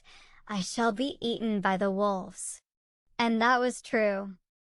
But her mistress climbed a tree, and drew by a hand's breadth from the rap and snap and slaver of those steel jaws. Then, sitting on a branch, she looked with angry woe at the straining and snarling horde below, seeing many a white fung in those grinning jowls, and the smoldering, red blink of those leaping and prowling eyes. Chapter 3. But after some time the moon arose, and the wolves went away, for their leader, a sagacious and crafty chief, declared that as long as they remained where they were, the lady would remain where she was, and so, with a hearty curse on trees, the troop departed. Beckfula had pains in her legs from the way she had wrapped them about the branch. But there was no part of her that did not ache, for a lady does not sit with any ease upon a tree. For some time she did not care to come down from the branch. Those wolves may return, she said, for their chief is crafty and sagacious, and it is certain, from the look I caught in his eye as he departed, that he would rather taste of me than cat any woman he has met. She looked carefully in every direction to see if one might discover them in hiding. She looked closely and lingeringly at the shadows under distant trees to see if these shadows moved, and she listened on every wind to try if she could distinguish a yap or a yawn or a sneeze. But she saw or heard nothing, and little by little tranquility crept into her mind, and she began to consider that a danger which is past is a danger that may be neglected. Yet ere she descended, she looked again on the world of jet and silver that dozed about her, and she spied a red glimmer among distant trees. "There is no danger where there is light," she said, and she thereupon came from the tree and ran in the direction that she had noted. In a spot between 3 great oaks, she came upon a man who was roasting a wild boar over a fire. She saluted this youth and sat beside him. But after the first glance and greeting, he did not look at her again, nor did he speak. When the boar was cooked, he ate of it, and she had her share. Then he arose from the fire and walked away among the trees. Beckfula followed, feeling ruefully that something new to her experience had arrived, for, she thought, "It is usual that young men should not speak to me now that I am the maid of a king, but it is very unusual that young men should not look at me." But if the young man did not look at her, she looked well at him, and what she saw pleased her so much that she had no time for further cogitation. For if Crimthan had been beautiful, this youth was 10 times more beautiful. The curls on Crimthan's head had been indeed as a benediction to the queen's eye, so that she had eaten the better and slept the sounder for seeing him. But the sight of this youth left her without the desire to eat, and as for sleep, she dreaded it. For if she closed an eye, she would be robbed of the one delight in time, which was to look at this young man, and not to cease looking at him while her eye could peer or her head could remain upright. They came to an inlet of the sea, all sweet and calm under the round, silver flooding moon. And the young man, with Beckfula treading on his heel, stepped into a boat and rowed to a high-jutting, pleasant island. There they went inland towards a vast palace, in which there was no person but themselves alone, and there the young man went to sleep, while Beckfula sat staring at him until the unavoidable peace pressed down her eyelids and she too slumbered. She was awakened in the morning by a great shout. "Come out, Flan, come out." "My heart!" The young man leaped from his couch, girded on his harness, and strode out. 3 young men met him, each in battle harness, and these 4 advanced to meet 4 other men who awaited them at a little distance on the lawn.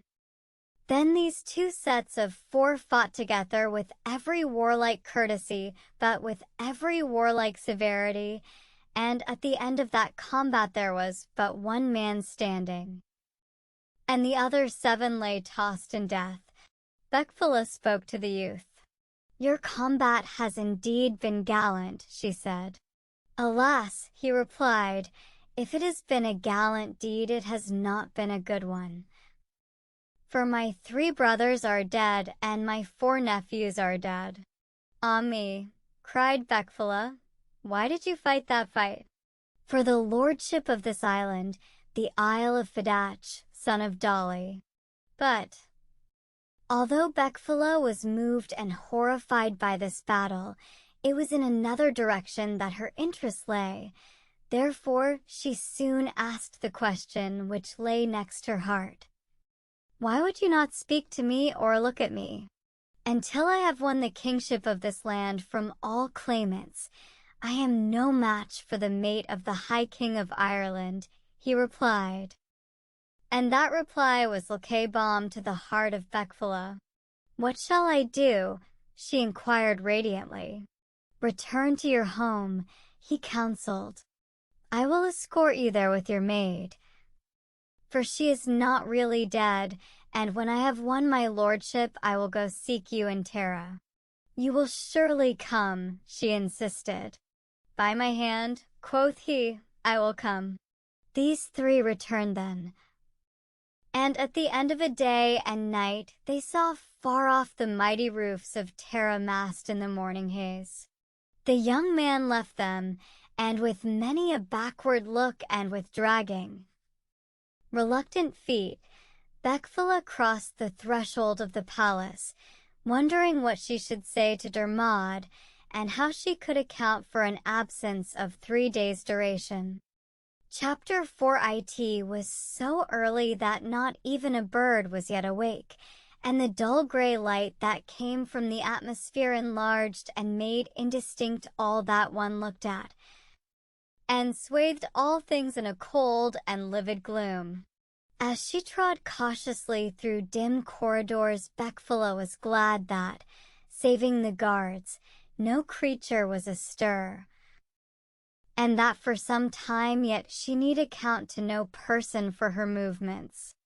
She was glad also of a respite which would enable her to settle into her home and draw about her the composure which women feel when they are surrounded by the walls of their houses, and can see about them the possessions which, by the fact of ownership, have become almost a part of their personality.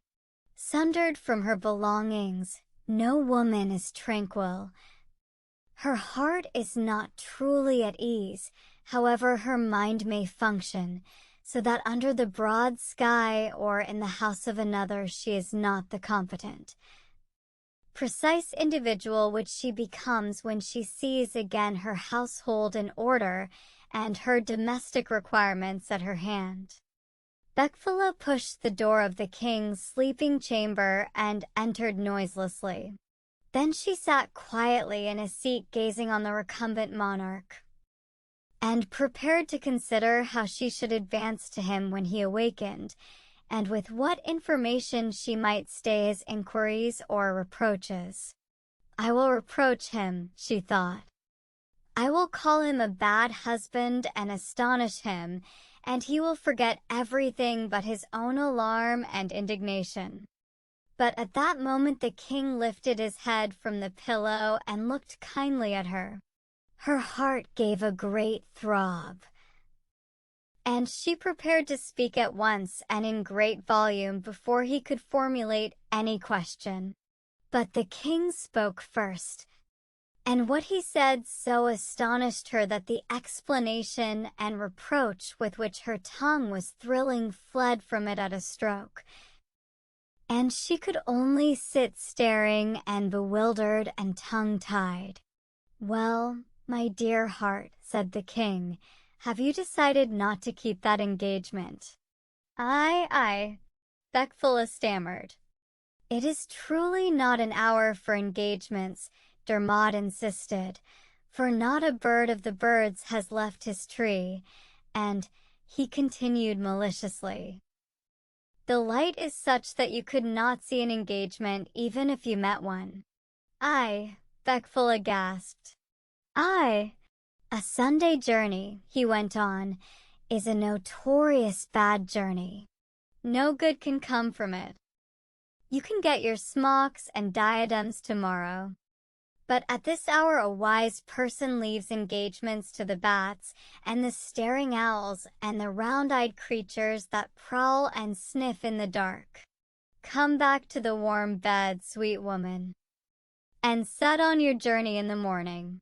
Such a load of apprehension was lifted from Beckfula's heart that she instantly did as she had been commanded, and such a bewilderment had yet possession of her faculties that she could not think or utter a word on any subject.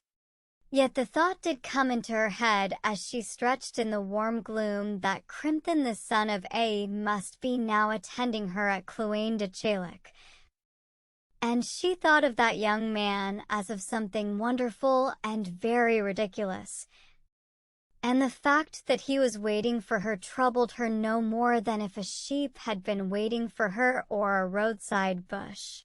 She fell asleep. Chapter 5 in the morning, as they sat at breakfast, 4 clerics were announced, and when they entered the king looked on them with stern disapproval. "What is the meaning of this journey on Sunday?" he demanded. A lank-jawed, thin-browed brother, with uneasy, intertwining fingers and a deep-set, venomous eye, was the spokesman of those four. Indeed, he said, and the fingers of his right hand strangled and did to death the fingers of his left hand. Indeed, we have transgressed by order. Explain that. We have been sent to you hurriedly by our master, Milesius of Devenish. A pious, a saintly man, the king interrupted. And one who does not countenance transgressions of the Sunday. We were ordered to tell you as follows, said the grim cleric, and he buried the fingers of his right hand in his left fist, so that one could not hope to see them resurrected again. It was the duty of one of the brothers of Devenish, he continued, to turn out the cattle this morning before the dawn of day. And that brother, while in his duty, saw 8 comely young men who fought together. On the morning of Sunday, Dermod exploded. The cleric nodded with savage emphasis. On the morning of this self-same and instant sacred day. Tell on, said the king wrathfully. But terror gripped with sudden fingers at Beckfula's heart. Do not tell horrid stories on this Sunday, she pleaded. No good can come to anyone from such a tale.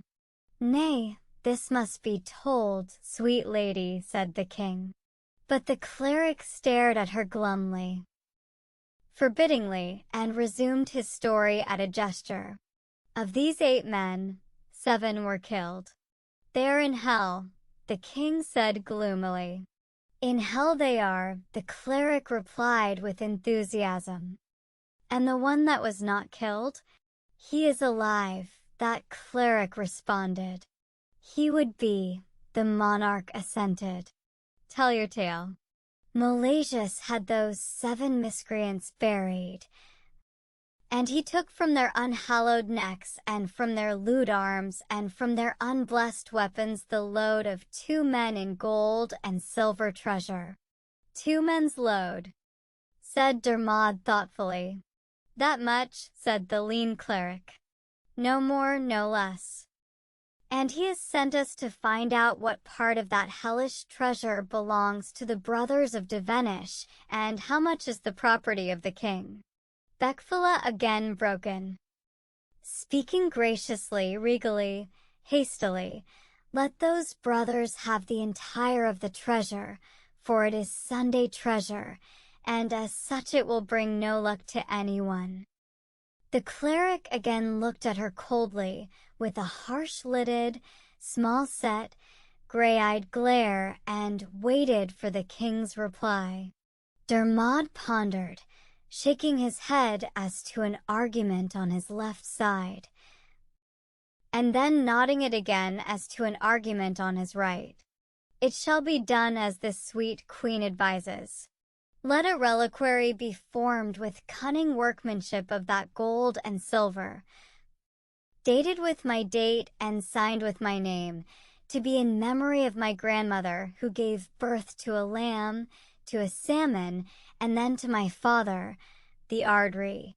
And as to the treasure that remains over, a pastoral staff may be beaten from it in honor of Milesius, the pious man. The story is not ended, said that glum, spike-chinned cleric. The king moved with jovial impatience. If you continue it, he said, it will surely come to an end some time. A stone on a stone makes a house, dear heart, and a word on a word tells a tale. The cleric wrapped himself into himself, and became lean and menacing. He whispered, besides the young man, named Flan, who is not slain. There was another person present at the scene and the combat and the transgression of Sunday. Who is that person? Said the alarmed monarch. The cleric spiked forward his chin, and then butted forward his brow. It was the wife of the king, he shouted. It was the woman called Beckfula. It was that woman, he roared, and he extended a lean, inflexible, unending first finger at the queen. Dog, the king stammered, starting up. If that be in truth a woman, the cleric screamed. What do you mean? The king demanded in wrath and terror. Either she is a woman of this world to be punished, or she is a woman of the shore, to be banished. But this holy morning she was in the shore, and her arms were about the neck of Flan. The king sank back in his chair stupefied, gazing from one to the other, and then turned an unseeing, fear-dimmed eye towards Beckfula. Is this true, my pulse? He murmured. It is true. Beckfula replied, and she became suddenly to the king's eye a whiteness and a stare. He pointed to the door. Go to your engagement, he stammered. Go to that Flan. He is waiting for me, said Beckfula with proud shame, and the thought that he should wait wrings my heart. She went out from the palace then. She went away from Tara. And in all Ireland and in the world of living men she was not seen again, and she was never heard of again. The little brawl at Allen chapter I think, said Carol Whiteskin, that although judgment was given against Finn, it was Finn had the rights of it. He had 1,100 killed, said Conan amiably, and you may call that the rights of it if you like. All the same, Carol began argumentatively. And it was you that commenced it, Conan continued. Ho! Ho! Carol cried. Why, you're as much to blame as I am. No, said Conan, for you hit me first. And if we had not been separated, the other growled. Separated, said Conan, with a grin that made his beard poke all around his face. Yes, separated. If they had not come between us, I still think, don't think out loud, dear heart, for you and I are at peace by law. That is true, said Carol, and a man must stick by a judgment. Come with me, my dear, and let us see how the youngsters are shaping in the school. One of them has rather a way with him as a swordsman. No youngster is any good with a sword, Conan replied. You are right there, said Carol. It takes a good right man for that weapon. Boys are good enough with slings, Confro continued. But except for eating their fill and running away from a fight, you can't count on boys. The two bulky men turned towards the school of the Fianna. It happened that Finn Mac Yule had summoned the gentlemen of the Fianna and their wives to a banquet. Everybody came, for a banquet given by Finn was not a thing to be missed. There was Gall Mor Mac Morna and his people, Finn's son Oisien and his grandson Oscar. There was Dermot of the gay face, Celt Mac Ronan, but indeed there were too many to be told of. For all the pillars of war and battle torches of the Gael were there. The banquet began. Finn sat in the chief captain's seat in the middle of the fort, and facing him, in the place of honor, he placed the mirthful Gall Mac Morna, and from these, ranging on either side, the nobles of the Fianna took each the place that fitted his degree and patrimony. After good eating, good conversation, and after good conversation, sleep that is the order of a banquet. So when each person had been served with food to the limit of desire, the butlers carried in shining and jeweled drinking horns, each having its tide of smooth, heady liquor. Then the young heroes grew merry and audacious, the ladies became gentle and kind, and the poets became wonders of knowledge and prophecy. Every eye beamed in that assembly, and on Fin every eye was turned continually in the hope of a glance from the great, mild hero. Gaul spoke to him across the table enthusiastically. "There is nothing wanting to this banquet, O chief," said he. And Fin smiled back into that eye which seemed a well of tenderness and friendship. "Nothing is wanting," he replied, "but a well-shaped poem." A crier stood up then, holding in one hand a length of coarse iron links, and in the other a chain of delicate, antique silver. He shook the iron chain so that the servants and followers of the household should be silent, and he shook the silver one so that the nobles and poets should hearken also. Fergus, called True Lips, the poet of the Fianna Fáin, then sang of Finn and his ancestors and their deeds. When he had finished Finn and Oisien and Oscar and Mac Lugach of the Terrible Hand gave him rare and costly presents, so that every person wondered at their munificence.